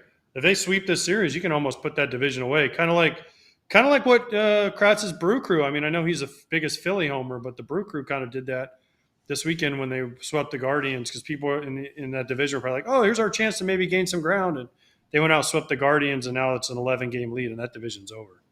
Let's make sure everybody knows what my teams are, okay? It's the Yankees, the Brewers, the Phillies, and the Royals, okay? Just so everybody knows. Only those 4? I thought there was more than that. Well, you forgot today, the Pirates. Yeah, but they're not. Once they start making the playoffs, then I'll be a huge part, because that's where I made my big league debut. Here's what I want to look at with the Braves. If it comes down, we're still 2 games, 1 game, 3 games, right in there. The last week for the Braves is an absolute gauntlet. The Royals are going to need to be winning. They play the Royals the last 3 of the season, and they play the Mets. They play the Mets and then the Royals, back-to-back series at the end of the year. Whoa, Scotty might need to make a trip to Queens for that series. No, that's all in Atlanta, isn't it? I'm sorry. Yeah. It's in Atlanta. I'll go to Atlanta. It's an easier flight from Orlando, too. Everybody loves the Battery, too. Yeah, exactly. So, but I mean, you could say that helps. I don't know if it really helps. I mean, a little bit that they're home. But anyway, all right. So we'll see what happens there. Let's get to one more topic on Hot Corner, and that's Matt Chapman. 2 notable quotes from Chapman. You want to start with ownership or the team situation? Pick one. All right. Pick one. Let's go A's. They're both unbelievable quotes. Yeah, he's obviously a former A. Last time they had a nice little run, 2018 to 2021, he was there. He said that A's team was dedicated to winning, and we didn't feel like the owner cared. Here's a quote. I feel really bad for the fans. They have a great fan base and people that care, and they've had their hearts ripped out a million times. It's hard, end quote.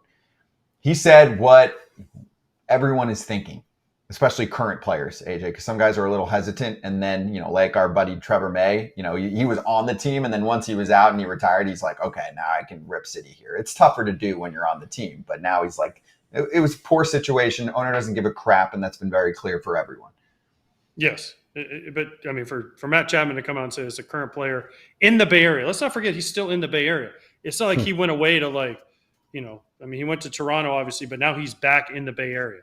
So this means something because he was one of their star players. Everyone remembers him and Matt Olson, kind of the cornerstones of this franchise, along with Sean Murphy and some Chris Bassett and some of the others. But for a current player to say this means a lot, and it's got to hit home for the Oakland people. And I mean, the ownership clearly doesn't care, but for the Oakland fans, man, this one's got to sting. It sucks, but I love that he said it. Yeah. And you could see that team cared about winning. Bob Melvin was leading that charge as a manager that everybody loved during that time, had success, and it didn't matter who they traded.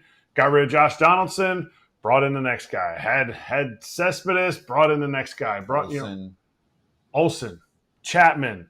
They were throwing. I mean, it was Murphy. They dismantled everything. They had tons of talent. That was what Simeon Bassett.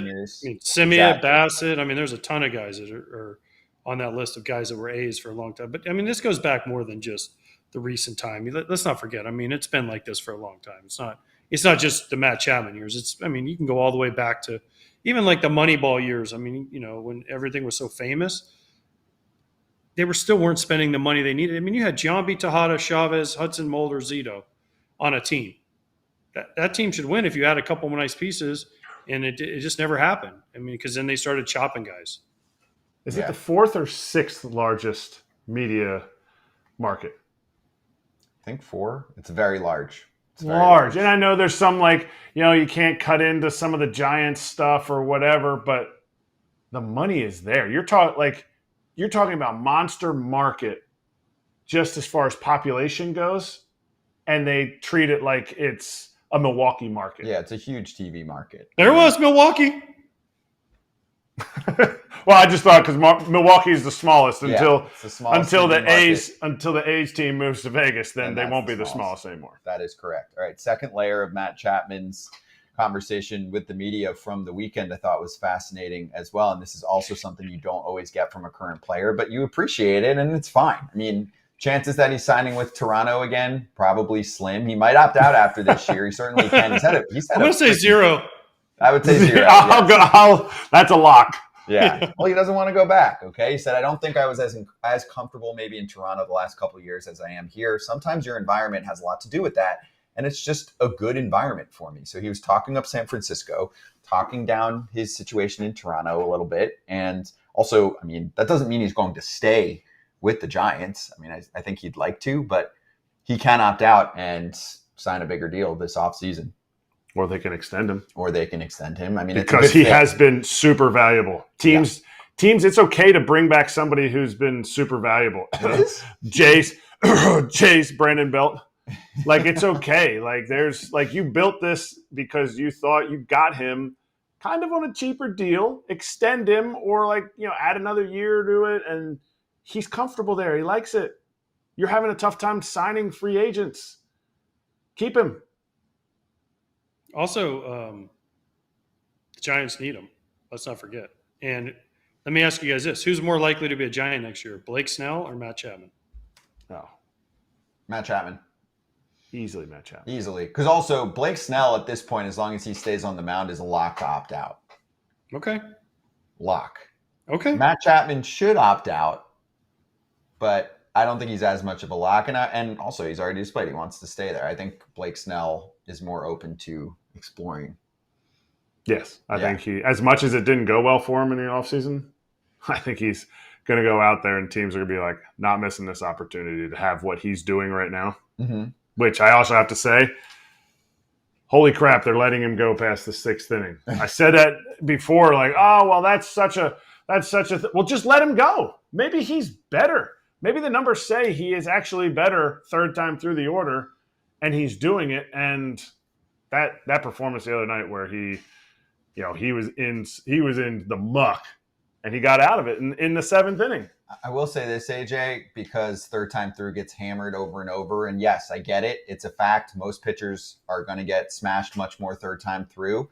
There are aces, there are elite pitchers in our sport who not only can get through the third time of an order, they also need to get that opportunity consistently, right? Just because you get up to the don't say that, Scott, because the Rays don't believe in that. So let's not say that.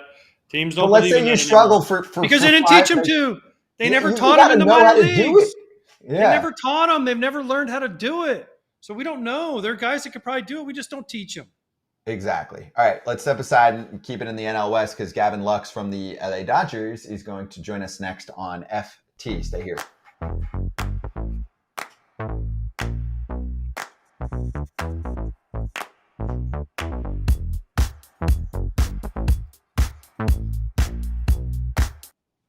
All right, we're not going to have time for this anywhere else, so that's why we do it during this little bonus coverage here on YouTube. Did you guys see the back and forth with J.J. Cooper on one knee catching? Kevin Kernan said, of course, there's a one knee down pass ball wild pitch for the Yankees' first run. Thanks, nerds. Little leaguers don't go one knee down with runner at third. J.J. Cooper said it may amaze many to find that there is no evidence one knee down catching increases the number of pass balls and wild pitches. The number of PBs and WPs have decreased since one knee catching took over. I'd have to see those numbers. I think it's just more obvious. I'd love to see those numbers to prove to me that the one knee down is not affecting wild pitches. Now, pass balls are just a concept of them trying to frame balls, right?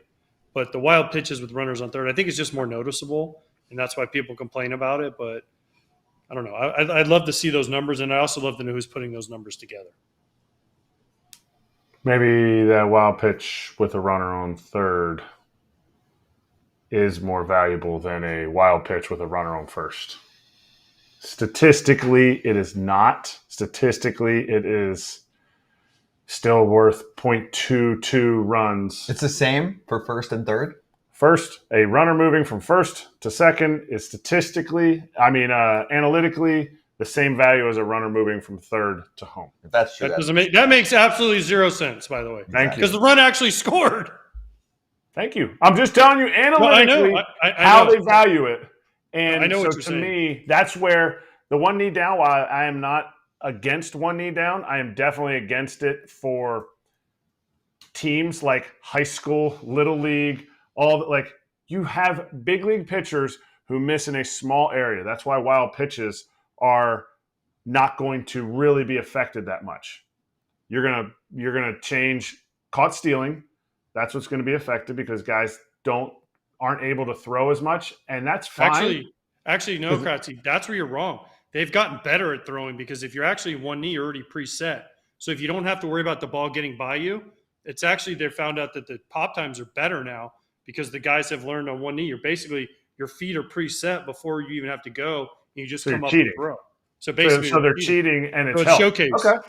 No, if you look at the numbers, the pop times are actually down on one knee because of the way they set up. And if you do it right, it'll actually make you quicker. In the big leagues, I think it is a value for sure. But in high school, no.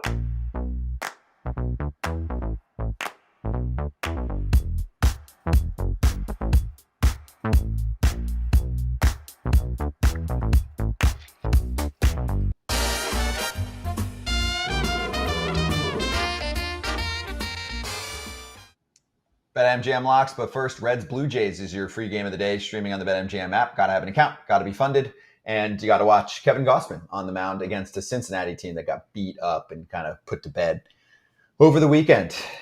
Let's get to locks because Friday was successful for these two. Philly and LA both win. I thought about doing a run line, and I smartly did not and went money line on both. So that was plus 137, and they both won by one run. Sometimes you just feel good on a Friday. I could have made like plus 1,000 with the numbers that the Dodgers and St. Louis and San Diego. San Diego almost hit that run line on Friday, so by themselves. Exactly. So well done. Kip and Pap fell. There's your money bags at the moment, and we do have Pap's pick, so let's run that first. Kip fell 1,000. FT fan, what's up? Parlay Pap checking in. Got a 3-legger right out the gate on Monday morning. We're hovering around that $1,000 mark, so we're going to get above it today. We put 200 on a 3-legger. We going Diamondbacks, Royals, both them teams, man. They hired in a blister bug and a pepper patch, baby. You can't bet against them right now, so I'm going with them.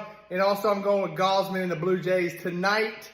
I don't even think the Reds figured out who's starting today. So I look for Gosman to at least get them through 6 and Blue Jays to put some runs on the board. There you go, fellas.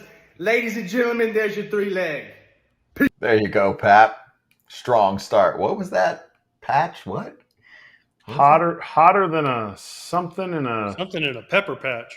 In a pepper patch. Yeah, beetle, bug, something in a pepper patch. I like Watch it back. I will. I will too. I'm going to try to absorb that one. Who wants next? I'll go. Okay. I'll go. I got Tanner Houck under 4.5 punchies. Houkamania has actually gone over 4, has gone over 5 punchies twice in his last 7 starts. And the last time he faced the Astros, who strike out the second least in baseball and the third least against righties, he had 1 strikeout. So wow. I'm going under 4.5 punchies, Tanner Houck at even money. I like that a lot. I'm tailing that. AJ, what do you got? I'm doing a parlay Papelbon, and he didn't go against my White Sox. Pierzynski. Parlay Pierzynski. Yeah. Well, I'm going Diamondbacks to beat the Marlins. Why? Because they just need to beat the Marlins. They just need to win this game. And then I'm going Gavin Stone over 5.5 Ks against the Mariners. And why? Because the Mariners strike out more than anybody. And the Dodgers, Gavin Stone's going to figure it out. So that gets me to plus 210. And since I'm over $1,000, Pap, boom! You a sucker, Pap. It's a parlay day. Even I'm jumping in on it because I accomplished it on Friday, so I'm going to take those 2 NL wildcard teams that had okay weekends. Bad weekend for Arizona, so I'm going to put them on the rebound against a really bad Marlins team that I watched in person on Friday. I know they squeaked out a win against the Mets, barely. Lindor almost hit a homer late in the 9th there. But anyway, I got the Marlins getting dropped by the Diamondbacks. That's kind of your easier one. It's minus $1 million with Fott on the mound for Arizona. And then I've got the Padres beating young Zebby Matthews for Minnesota.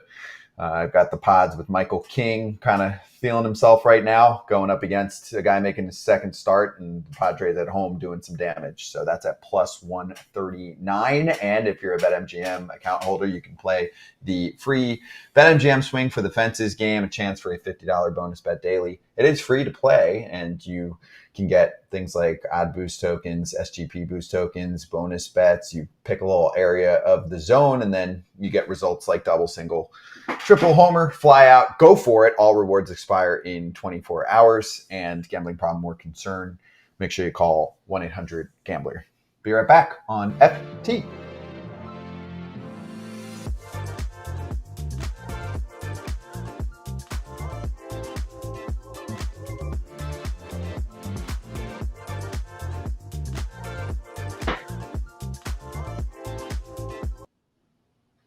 All right, here we are back and talking about the Dodgers for a moment. A specific quote from a player that recently went down in River Ryan, who was off to a really nice start in his first 4 outings. And I'll find the direct quote while we're talking about it, but there were some hints that maybe the pitch clock was in play, right? So he said, yeah, it's just part of the game. Getting injured, it happens. The pitch clock definitely makes you speed up a lot, which back in the day, you didn't have to speed up when you threw. So throwing back-to-back pitches within 15 seconds starts to take a toll. Interesting to hear that from a young pitcher. It is what it is. That's what the game is going to be all about from here on forward. But do you guys feel like the pitch clock is leading to injuries? Because I do. I think it's part of a blend, AJ, of many ingredients.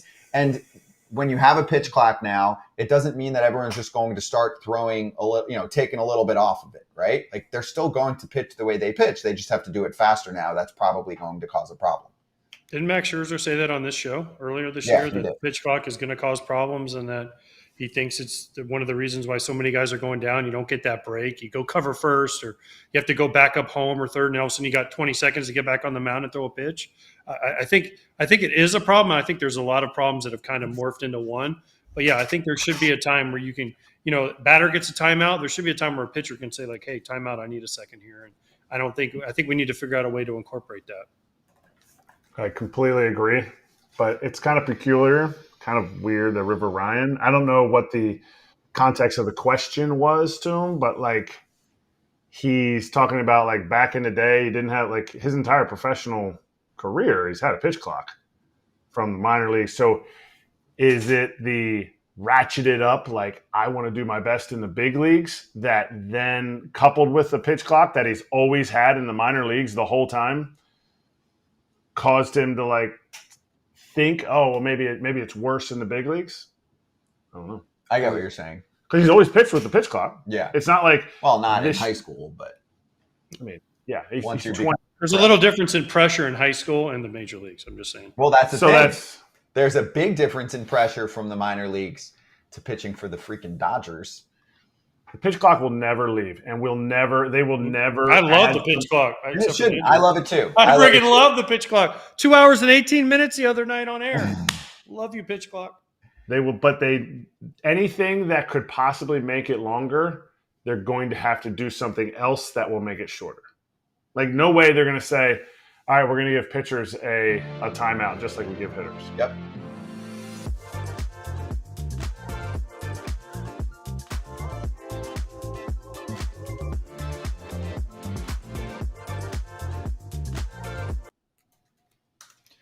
We're back on FT, and we did not talk about Players Weekend for the first hour and a half of the show because Players Weekend didn't want us to talk about Players Weekend. I'm sorry, it's true. I went to a Mets game on Friday. Nobody in the ballpark knew it was Players Weekend. Some people were like super sick bat from Harrison Bader. He's got the crayon. I talked to him for a while. I was like, that was sick. Yeah, all of that. Cool, right? But it doesn't mean that the whole ballpark knew it was going on. There wasn't anything going on in any ballparks as far as I know in terms of announcing it. And most importantly, for a sport that still has the attention of the world for barely any time now, as football season starts soon, AJ, this is a time to kind of go viral. And what's the best way to go viral?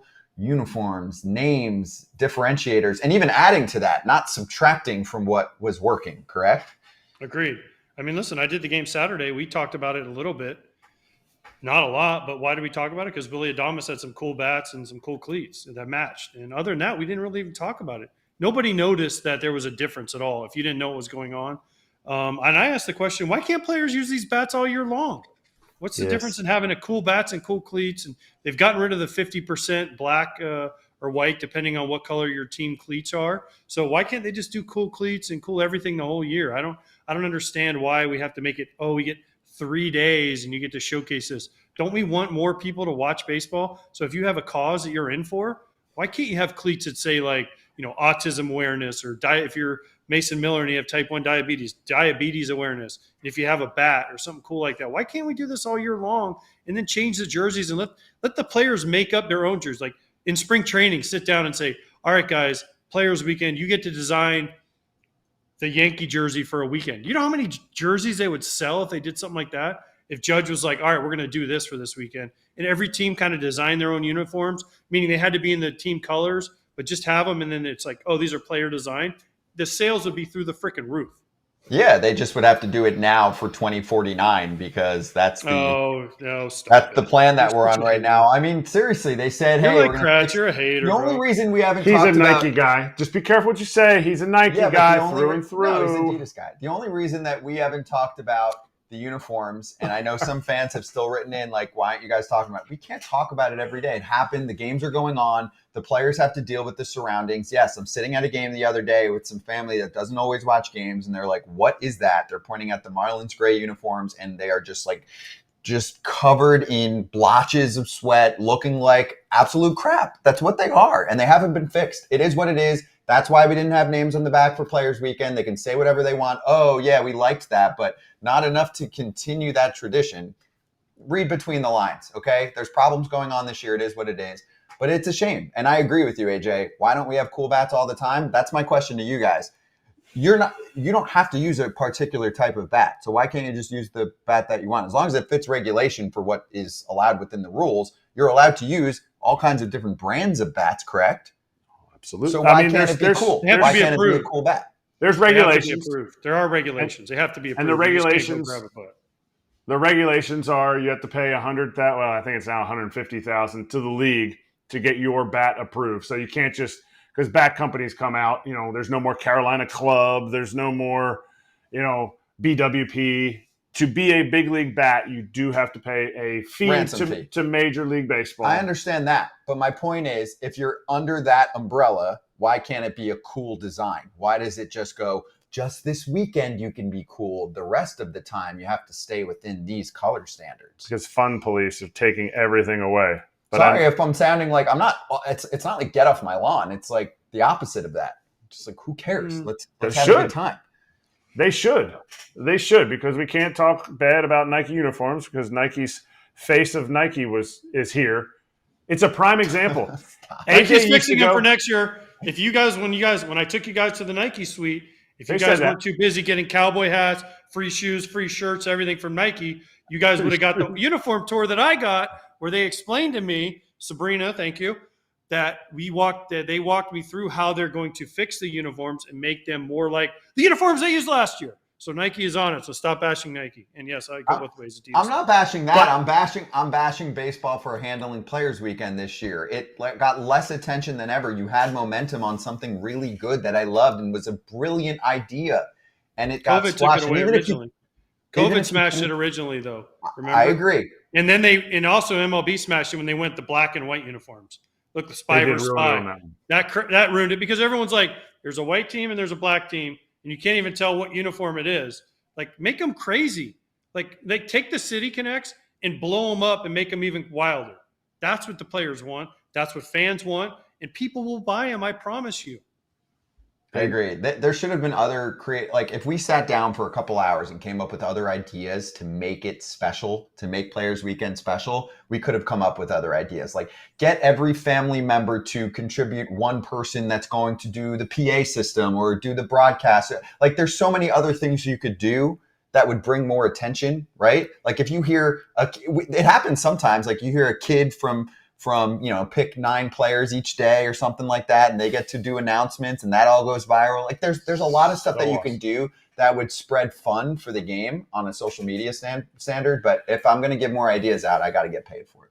Nope, they are not going to do it. There's a thing called a CBA, and if the players get anything, any kind of rights, it's going to be negotiated so that the owners also get something. Okay. Well, because the owners can do the PA system because it's not a players game; it's the owners game. I know. It was a very restrictive weekend, and it pissed me off. And one last thing, Dairon Blanco with the Royals is going to petition to use his Players Weekend bat because that man was in fuego. I know he was playing. Did you hear what happened? He didn't use it, right? Or he wasn't going to use it. Did you hear that story? Yep.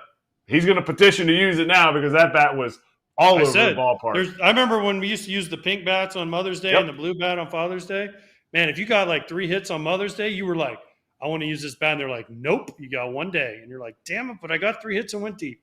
That's so tragic. You're putting your batting gloves on. They were telling us the one year they told us not to wear pink batting gloves the next day. And now obviously that's gone, but just let them show what they are, and it will grow the game so much, and it'll put so much more money in the owners' pockets. Mm-hmm. I agree. We're here anytime. You can send us a DM or something, and we'll help you out. FT coming right back in a couple minutes, and if you're in the YouTube fam, please subscribe and talk to us in the chat, and we'll answer your questions during the break.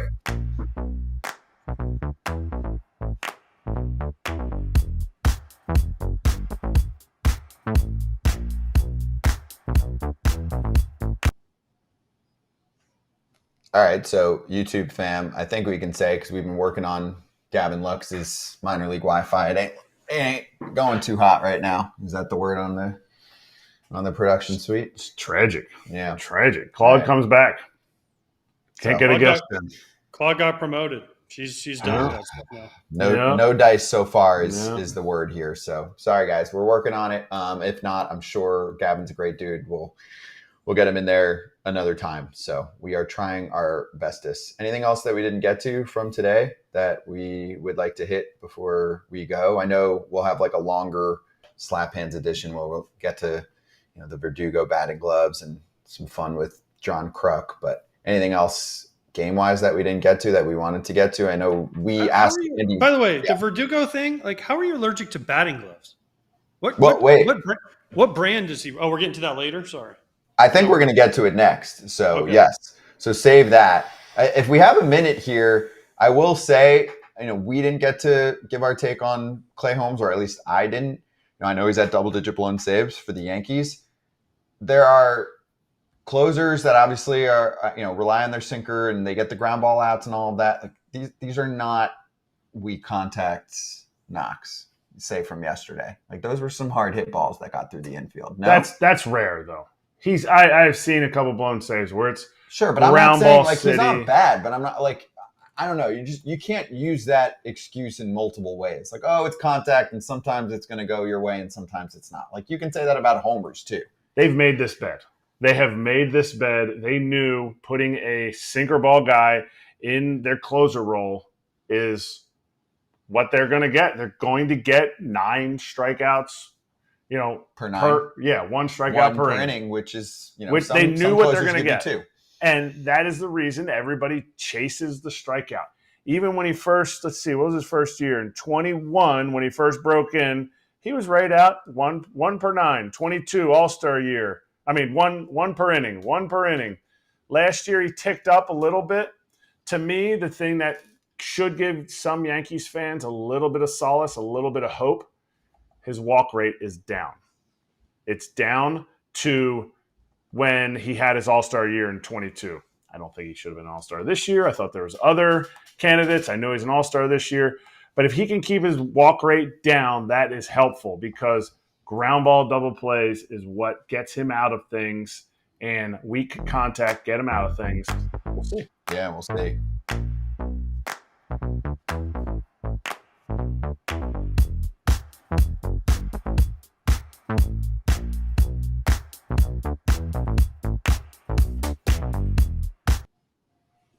All right, here we go. We got a longer last segment. So even for the TV crowd here too, if you're with us and you were looking for Gavin Lux, he has Wi-Fi issues. So we'll work on it another time. No big deal. It happens. I mean, I actually thank Wi-Fi, whatever the being of Wi-Fi is, for actually being kind to us most days and kind to players most days. So I mean, it's kind to me, and I'm not in the country. I mean, I've done the show from a cruise boat. I've done the show from other continents. I've done this show from all over the place. I mean, Wi-Fi has been very nice to us, but Dodgers, let's go.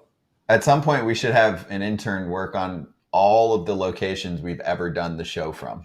Like I've been in South America. AJ's been in all kinds of islands and other countries, and every state we've probably covered. I went to New Jersey.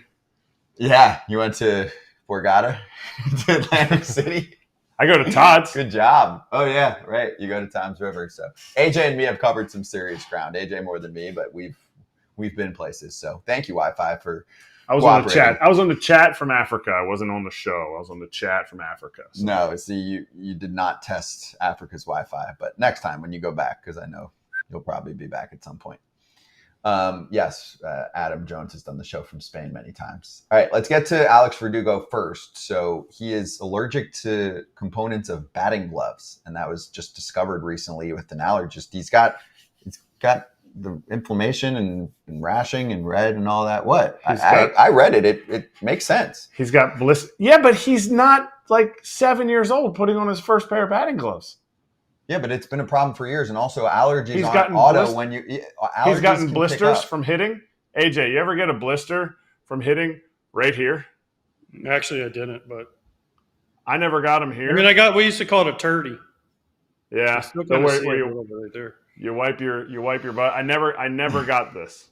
I never got that. Wait, what's the point here? So help me. The point is, like, you get blisters, but I don't even want to know what you guys are making fun of me saying I'm a Nike guy or whatever, but. I mean, I don't know what company he uses for batting gloves, but they're like, no, don't say that out loud. Please don't say that out loud. they're making custom for him, so they're getting rid of that material.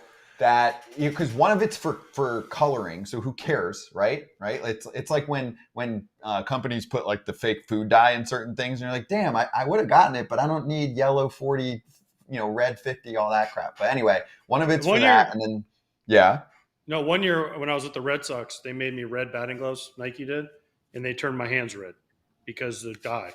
So they had to remake them with a different dye. So like I would go take BP and I'd take my batting gloves off, and obviously I had custom batting gloves, red. Like I'm talking bright red, like both sides of my hands were bright red, and it was from the dye. So yes, I see that side of it. Okay, so the Yankees doctors and an allergist found that he's allergic to chromate and cobalt, two chemicals found in batting gloves, and it's causing blisters, rashes, etc., and it makes holding the bat painful.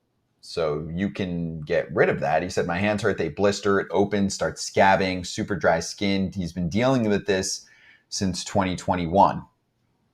That's terrible. Yeah, and so they believed it was coming in contact with a material that was causing dermatitis, a skin condition that can produce rashes, itching, and blisters. I mean, that sucks, and those two chemicals can be, skipped.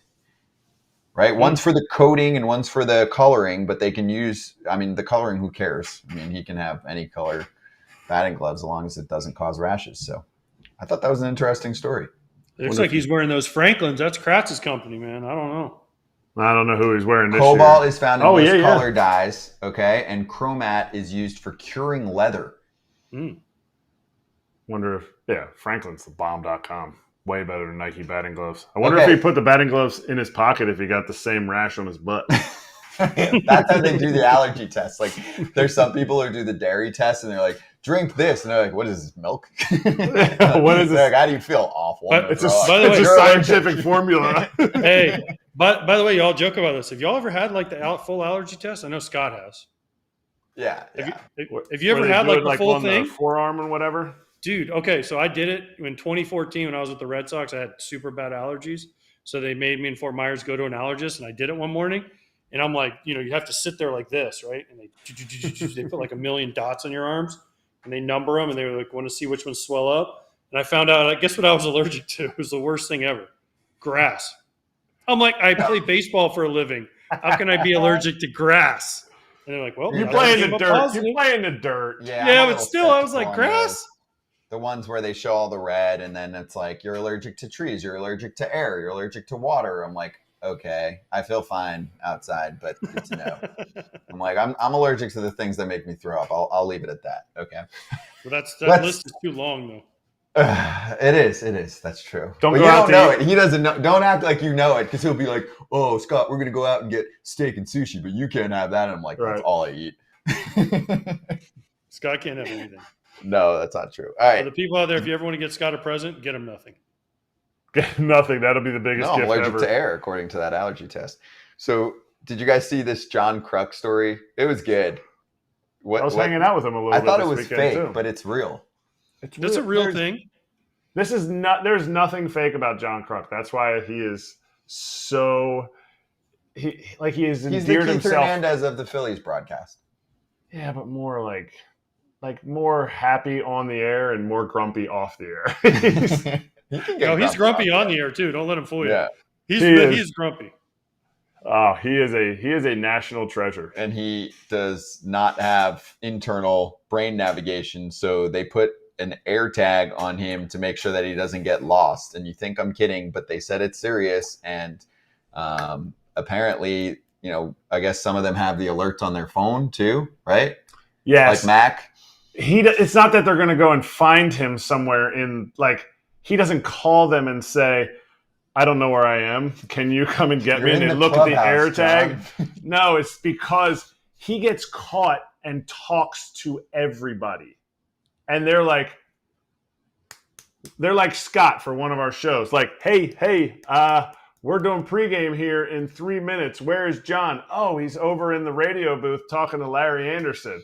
Oh, he's down talking to Two Scoop Frank in the Frankie Two Scoops in the lunchroom. Like, he just talks to everybody. And so they get the air tag, and then they can be like, oh, he's over in the lunchroom, or, oh, dang it, we left him in We left him in the locker room.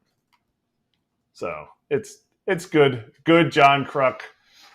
Like, there's so many good thoughts that come out of his mind, and I don't know where they come from. AJ, you don't have anything on that? I feel like there's got to be some zinger or something from you somebody here. that knows Krucky very well, played golf with him, and enjoyed him. I mean, I feel like he gets lost in Frankie Two Scoops too many times. That's probably if I had a go-to spot to find Krucky, it would be either eating a cheesecake. It's cheesesteak because if you go to Fort Myers and he lives down in that area. Yep. There is John Kruk's cheesesteaks. And I text him, I'm like, you own a cheesesteak place? He's like, I got multiple locations. And I was like, wow, I didn't know that. I didn't expect you to be a restaurateur. I didn't know that. I didn't know that either. Are they good? Ooh. Every time I've been, it's closed, so I don't know.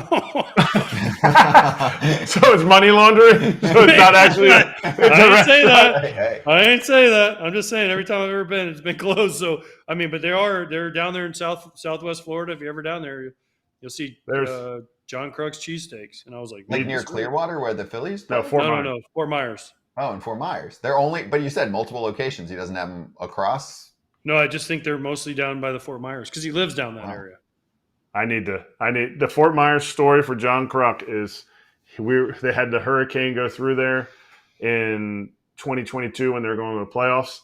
And Krucker's just like, he just does regular season, but then they're like, all right, well, we want you to come up for the playoffs. And the hurricane came through Fort Myers. And me and T-Mac were hanging out. We were in D.C. finishing the season with the Nats. And he goes, Krucker, you going to be able to make it out for, with the hurricane and everything? He goes, Fort Myers Airport's closed. And obviously a hurricane doesn't take the entire state up. He goes, oh, well, you could drive up to Tampa. There's a million airports in You Florida. could drive up to Tampa. Tampa's open. He goes, T-Mac, you didn't hear me. The Fort Myers Airport is closed. So he's just not coming up. And he will routinely throughout the season, because he doesn't go on the road, he only does home, he drives from Fort Myers to Philly because he doesn't like flying. Right, but then he can't drive away from the baby Fort Myers Airport to any other major airport. Tom, I told you. Classic. The Fort Myers Airport's closed. So he didn't make it to the playoffs. He's a gem. You're great. He is okay. special. Let's slap.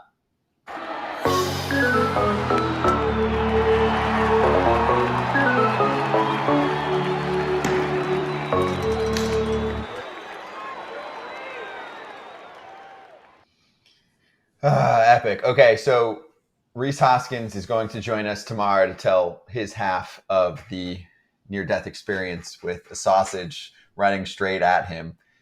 It's going to be taken out of context. There's just no way to do this segment well. I can't tee it up correctly without. You have to watch your phrases. Like, have you ever seen a sausage that hard? Yeah. Running that hard at you? Man. Listen, Reese handled it like a champ, though. I mean, he was a little bit mad. You could tell his face as I went by that he was like a little bit scared. We'll get into it tomorrow. He handled it well, though. I give him credit. It's probably the first time he's ever had a giant sausage coming at him like that. Epic. All right, so we're looking forward to that one. And then actually one more news story that we didn't get to. We did almost everything today. We saw comments over the weekend from Max Scherzer, who's working his way back, and I mentioned how DeGrom's working his way back too. Scherzer said he wants to pitch next year. You start to get into your 40s, which he's at 40, and the question's going to come up. The question's going to come up for Verlander, who I think last he talked about it, said he wants to pitch till he's 50, but he's dealt with a lot of injuries this year. He's 42 years old, so Max is going to try and come back. It's going to be a hit to the wallet, not that he cares, but he's making 43.3, I think, this year. Probably not going to get that average annual value at the same rate. But if he wants to pitch, he wants to pitch. So I think he wants to go. He's such a competitor. I think he's going to be one of those guys that kind of wants to go out on his own terms. Does that make sense? I mean, you know him probably better than we do, AJ, how he wants to have a final season where he feels good on the mound. Yeah, and listen, this isn't an ego thing for Max, but he's such a competitor. He probably wants to go out healthy, have a full year. Yeah, he's going to take a hit, but I mean, the guy's made like $400 million. I think his wallet's going to be just fine. Probably as soon as he gets out of it, he's probably going to end up doing commentating somewhere, whether it's on FT or whether it's on a channel. But I feel like Max is going to be okay. Mm-hmm. $351 million is what Baseball Reference has, what he made. That's including this year? That's including this year. Okay. So, I was way off. Sorry. yeah, $50 million here or there. If he wants to keep pitching, he is a valuable piece to whatever team, because he's going to do whatever he takes. He's not just going to be like, I'd love to make 10 million, 15 million next year. Like, he's going to do everything he can to be back, and his velocity is still there. When he was out there this year, he was good. I know his record says 2-4, but who cares about wins and losses, right, Scott? Correct. So Have you seen who is it? Somebody has like a 4-12. I think he's it's got on under the a 4 Rangers. ERA. Like, Yeah. you're going to pay. Yeah, if you know what that Frankie means? Montas for a 1 year, 17 million. I mean, or 14, whatever he got. Pretty sure you're going to give Max a decent amount of millions. Maybe he just won't pay for all of AJ's meals. Yeah. Andrew Heaney is 4-13 this year with a 4.20 ERA. Is he valuable?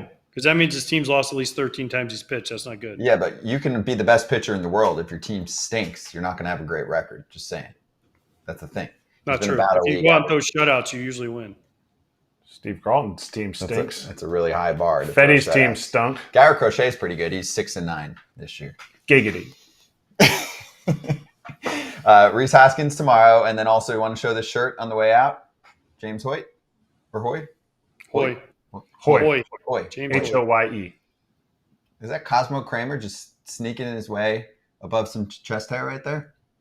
We Looks need like- to get MLB to stop letting the umpires just sell themselves. This is an umpire weekend.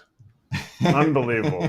I mean, good for him. Good for you, Yimmy. That is hilarious, because it allows people to see he's got a sense of humor. I loved that. It's just his version of Players Weekend. So, anyway, Umpires FT do, Fam, umpires do what they want. They're like Scott. They do what they want. as they should. I completely agree. FT fam, thanks for hanging with us on a Monday. Talk to Hoskins and some other players for the rest of the week. And Dodgers territory is coming up next. If you're on the YouTube channel, make sure you check out. Hey, maybe Juan. Gavin Lux can join us on Dodgers territory. He's done it. He's one of the best. He is always available. I love Gavin Lux.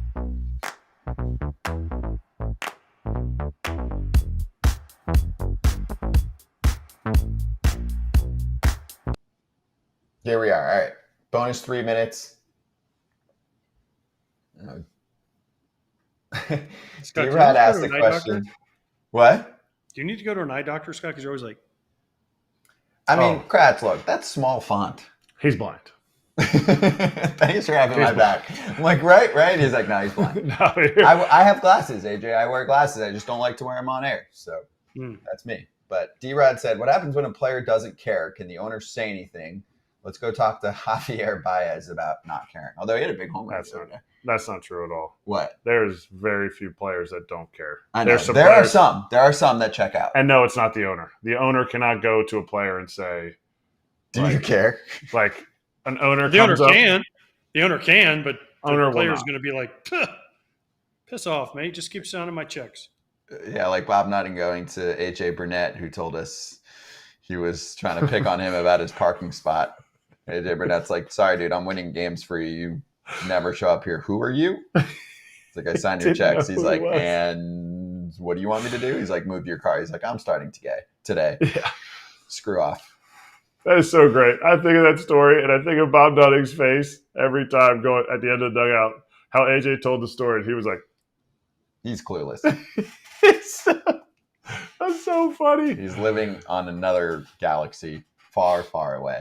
And then just makes a pit stop every once in a while and then can't find out where to park. The manager or one of the coaches can tell a guy. If you You don't care. think, then that is an issue with some teams that aren't very good. They didn't have people that were able to say, are you caring? Are you checked out? Or are you checked in only on certain days where like somebody, like a mid pitcher's throwing a 4 or 5 pitch and all of a sudden you're just locked in? I thought I saw a case of it this weekend. A really good pitcher was throwing well, and a superstar, quote unquote superstar, looked like he was having meh at bats. Mm-hmm. I was Do gonna tell, say, Kratz. yeah. I mean, if you're going to say that, you got to say it with your chest. Luis Robert looked like he checked out of the Framber Valdez game. Oh. Yeah. Just saying. Just saying, his I think he's swings. pissed that he didn't get Luis traded. Robert, honestly, Luis Robert, look at his numbers since about July 1st. He's kind of almost checked out of the season. I hate to say that about a player, but good God. I mean, he's not having a good second half at all. 2-homer game. One of those Yeah, games. that was his one game. That was the first game of the series. Yeah. So he But checked I'm saying look at his numbers since they've really gone downhill, and it kind of started with the losing streak. And Luis Robert has all the talent in the world to be one of the best players in the world. Yeah. Change of scenery guy. 40 homer all-star. It'll happen. It'll come back. Somebody will He's talk going to go to him, somewhere else, and and they're it'll going to be like, whoa. Whoa. All right. Yeah. Dodgers territory. Alana Rizzo, Clint Pasillas taking over. We'll see you tomorrow. Hot sheet also from Baseball America will happen tomorrow. Thanks, FT fam. Become a member if you want to support FT.